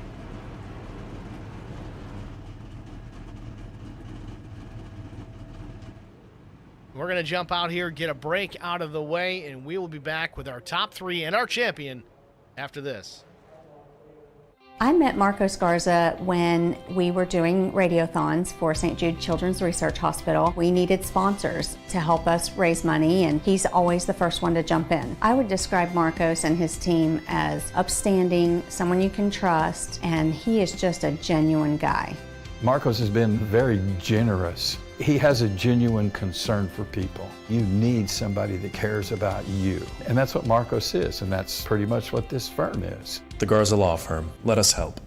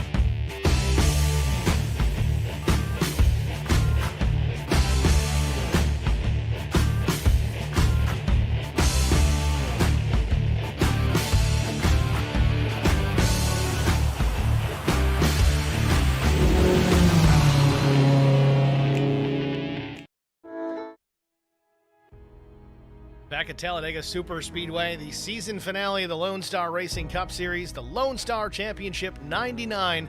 The race win and the title belong to the one of Drew Blaze. Let's get a word with our race winner. We'll pull him up into the broadcast booth. Drew, it's Steve in the HBR TV booth. You with us?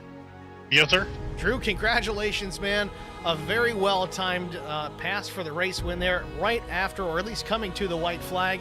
Lock up the race win and the championship, man. Tell us about your race and how you planned that one. Yeah, it was very eventful in the beginning. We got that first caution and kind of brought us back to the field and bunched us back up. And I didn't really plan on doing too much, but found myself up front shortly after that. And it was kind of just riding and trying not to get caught in the wreck. And next thing you know, me, Jason, and I think PJ were out to a 3-car, 5-second lead coming to the last pit stop there. And it worked out. I don't know how we gained so much time on that other group, but it worked out for us. And and then we picked up Jonathan there, and I didn't know if he was going to help me or what was going to happen if he was going to let us race, but I managed to get just enough momentum to make that move on the outside of Jason there, and made it work. So it's just a great race all around again, and it's been a great series. Well, let's back up a little bit. Of course, we got those green flag stops at the end. You and Blaney get out to a pretty good advantage. You beat him out of pit lane. A couple of laps later, though, some contact exiting the tri-oval. You managed to save it. Walk us through what happened there. Oh, yeah. Yeah, he just caught me in a bad spot in the tri-oval. It wasn't really... it was unintentional. It just really came together at the wrong time and got me a little out of shape sideways, but he slowed up for me. We got hooked back up and just kept going. I don't know how we didn't lose so much time, and I thought PJ would for sure get back up to us for that, but it still just us. Certainly almost kind of seemed like a blessing in disguise, because Jason Blaney there at the end, kind of a sitting duck, regardless of what was happening with Jonathan Arn. And frankly, I kind of thought that you were going to wait till coming to the stripe, the checkers, to make that final move, just not being sure whether or not Arn was going to go with you. Was that something that entered your mind to kind of make that move later than you did? I had thought about it for a couple laps leading up to that, and I was like, he's probably going to really expect it on the last lap, so I did a little bit earlier, and I think I caught him a little bit off guard with the faking low and going high, so had to take my opportunity. I figured if I could get ahead of him at least, he would have a hard time getting back around me. Well, either way, Drew, as you said, a great series, a great season. I was a skeptic, honestly, coming into this season with this next-gen Cup car. You guys get to pick it. I wasn't excited for it, I'll be honest with you, but you guys proved me wrong. You put on a great show, awesome racing all season long, certainly tonight too. Congratulations on the race win. A good job running this series. Thanks for having us first and foremost there. That's awesome. We do appreciate that. But what's next to come here? What's the future hold for Lonestar Racing? Yes, we have our little Super Speedway series coming up. We're just doing a little in-between series, but we do have our truck series starting up for our 3rd season. So watch out on the Discord for that. There's a role that you can select if anybody wants to join out there, and you can find out all about our truck series that's coming up. It's usually a big series, a lot of guys, and it's always a ton of fun. All right, Drew. Well, again, nicely done this season. It was a fun one to watch. Who do you want to shout out to? I'm sure there's going to be a bunch. Oh, yeah, just Lonestar Racing, Garza Law Firm. Everybody that has joined our league here. It's been a fantastic season, and I don't think it could have went much better than it did. Just a lot of clean racing. I got fast guys out here, and it's just been a lot of fun. And I got to thank Mike Fahey, Justin Johnson, PJ, Jonathan, Slade, Kenneth, just all my guys out there, all the guys that I talk to day in and day out, all the support I get. So couldn't do it without those guys. And thank you for putting on the broadcast. As always, you are the best in the business, sir. Thanks for the kind words, man. We look forward to next season, and I think we got a special race next week. Is that correct? That is correct. Yeah, we have the Drought Buster next week. That's for anybody who hasn't won a race during this entire season, and they'll go out there and compete to get their first win. All right, Drew. Well, certainly looking forward to that, man. Thanks for talking to us, and good luck next season. Thank you. I appreciate it. Drew Blaze, your race winner and your champion here in the Lonestar Racing Cup Series. We're going to pull Jason Blaney, why did I call him John, up into the broadcast booth. Our runner-up, get a word The driver, the number 24, Jason Blaney. It's Steve in the HBR booth. You got us? Yeah, what's going on, Steve? Jason, congratulations, man. I know, heartbroken. Tough break. We thought you had this one locked up. Walk us through your race. You were certainly lights out fast. You had an issue early with Jonathan Arnn. It put you in the wall. You burned the faster pair, and lo and behold, the end of this race, he comes back to bite you again. Not intentionally necessarily, but a tough break, man. Still a second-place finish, but I'm sure it's hard to take. Yeah, I mean, overall it was a good season, so you can't get upset over one race. I do feel like if it was different circumstances, I mean, maybe a little bit more courtesy, maybe, things would have been different. But it was just cool to see Drew and I starting from the pits and ended up finishing 1-2. I think that was pretty cool to watch. I would have felt bad, man, if there wasn't something that could have changed the outcome of the race. Me getting Drew loose when we came off that last pit stop going through the front stretch. I saw a car coming down pit road. He locked the tires up and he just barely kept it below the yellow. I thought he was coming back up and going through the trial. I just couldn't hook up with him the right way, and I ended up spinning him and checked up for him. I was honestly going to let him pass me by, but then he ended up pushing me and didn't really give me that option to go back behind him. But I had fun. Two-car battle, it's hard to pass with these things, so he definitely needed Jonathan for that pass to be made. I would do the same thing back up for him. So overall, it was just cool to be able to see top competitors that have went hand in hand all season actually being able to do something good and have a good outcome from it for sure. Well, you're absolutely right. It was certainly brilliant driving by both you guys, starting from the pits, getting that first caution, getting caught up, and then kind of slicing your way through the field back to the front, and then watching you guys battle it out. With or without drafting help, it was still very impressive. Watching the tandem draft between you guys, that's not easy, especially in this new Cup car. Is there a lot of practice that you guys do with that, or is it just experience here in iRacing that makes that possible? I'd say a little bit of both. I mean, I know for sure, I don't know necessarily about Drew and how long he's been running these, but I've been running these since the moment they came out. So I have a lot of super speedway practice in this next gen, and I don't know, these just seem like you can really give a shot and they don't really spin a car. So just being able to lock up the right way and keep it in. I mean, I know for sure that I'd say 70% of the time I was pushing him through the corners, at least, through 1 and through 3. One of the corners, I know we were hitting 199 and I didn't lift off until I was about to blow up out of 4. So we were moving at times. I didn't think we were going to make it a complete walk away, but I don't know. He ran a really good line and allowed me to link up with him, and that's all she wrote. Well, my timing and scoring shows your top speed of the race, 203 miles an hour. Yeah, that's crazy. It's insane.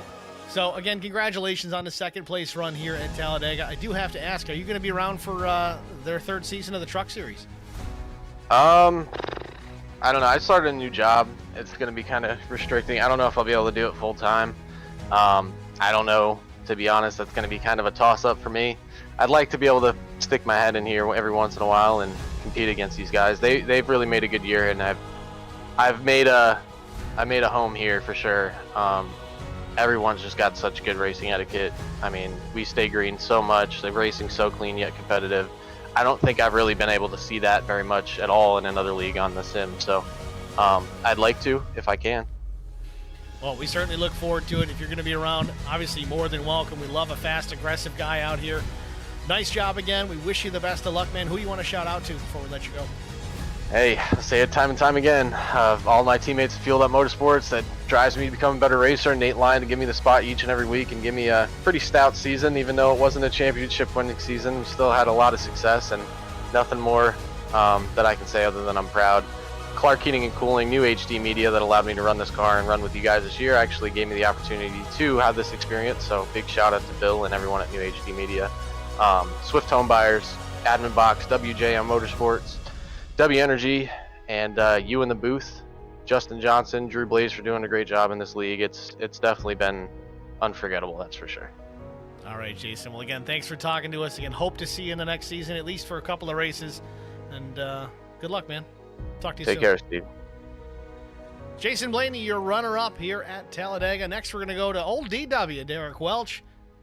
Top 3 finish for Derek. We'll pull him up here and get a word with the driver of the 01 NTG Toyota. Derek, it's Steve in the booth. You got us?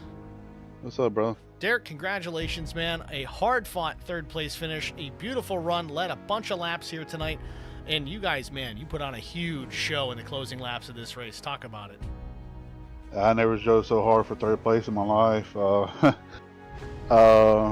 Yeah, I was trying to win this race. I was up there in the lead pack, and I think I was on the bottom line, and the whole field just gained me. And somehow or another, I lost a draft, and me and I don't know his name, started working together. And that final pit run right there, I said, well, I'll be better off with just trying to work with my teammates. And I stayed in the pit box a little longer and grouped up with them and managed to salvage the third place out of doing that. So I'm happy.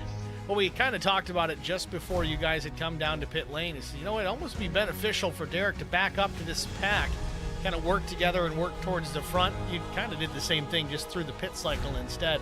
And it did work out for you. But again, I got to give you guys, all of you, a big pat on the back. Awesome racing. We covered you obviously more than the leaders there in the latter stages of this race. Thought we were going to get a caution out of the deal, which certainly would have changed things. But it is what it is. A third place finish. Nothing to be too upset about, but I know you wanted that win.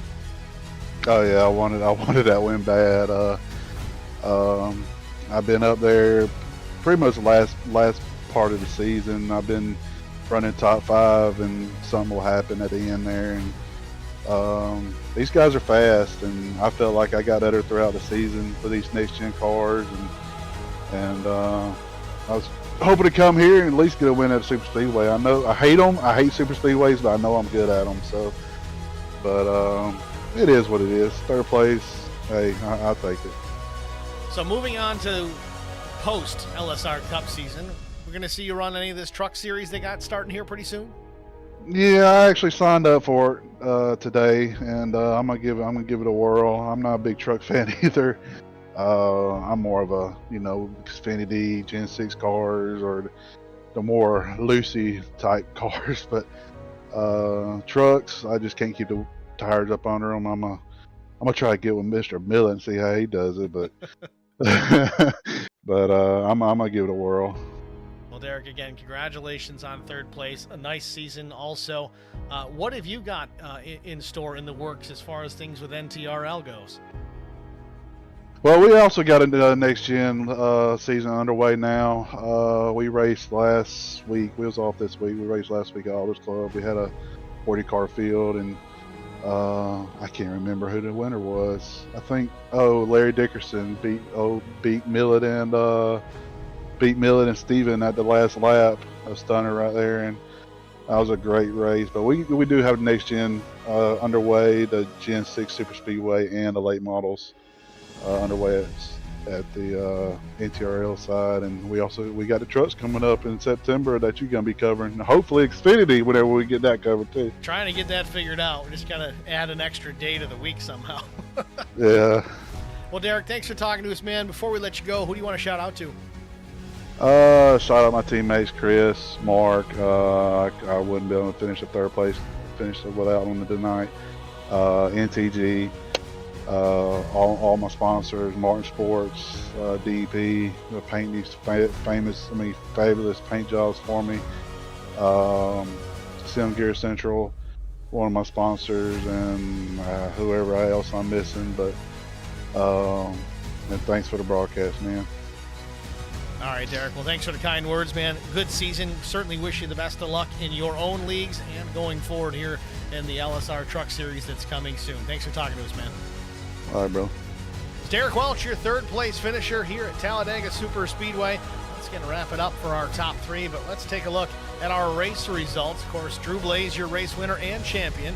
Jason Blaney was second. Derek Welch brought it home in the third spot. Mark Collins was fourth. Chris Klein, P5. Tim Dummermuth was P6. Nick Kolakowski brought it home 7th. 8th, Brandon Domain. Chris Goins was 9th. Sean Roberts was 10th. Dan Storm 11th. 12th went to Ken Couch. 13th, Jonathan Arnn. PJ Cox was 14th. 15th went to Slade Johnston. Jonathan Byram 16th. And Will Hewitt, unfortunately out of this one early, 17th. 24 laps down. Had a good shot at this one.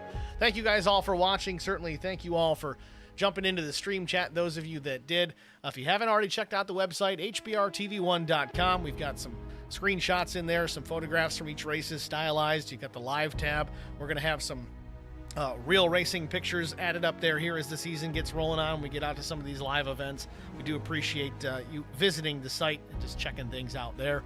Also on the social media side of things, youtube.com/@HBRTV1. Give us a like, a follow, a share, a subscribe. If nothing else, if you watch tonight's broadcast, smash that like button. That is the most beneficial thing to HBR TV. Hitting that like button, it pushes the stream, pushes the videos to wider audiences, hopefully catch some fresh eyeballs and maybe some new interest in not only the broadcast side of things, but even the racing league itself. It does wonders for doing that. So hit the like button, help us out. We do appreciate it. It's going to wrap it up for me here at Talladega Superspeedway with HBR TV. I'm Steve Singer. Congratulations to Drew Blaze, your champion here in the LSR Cup Series Season 2. Thanks for watching, folks. Have a good night.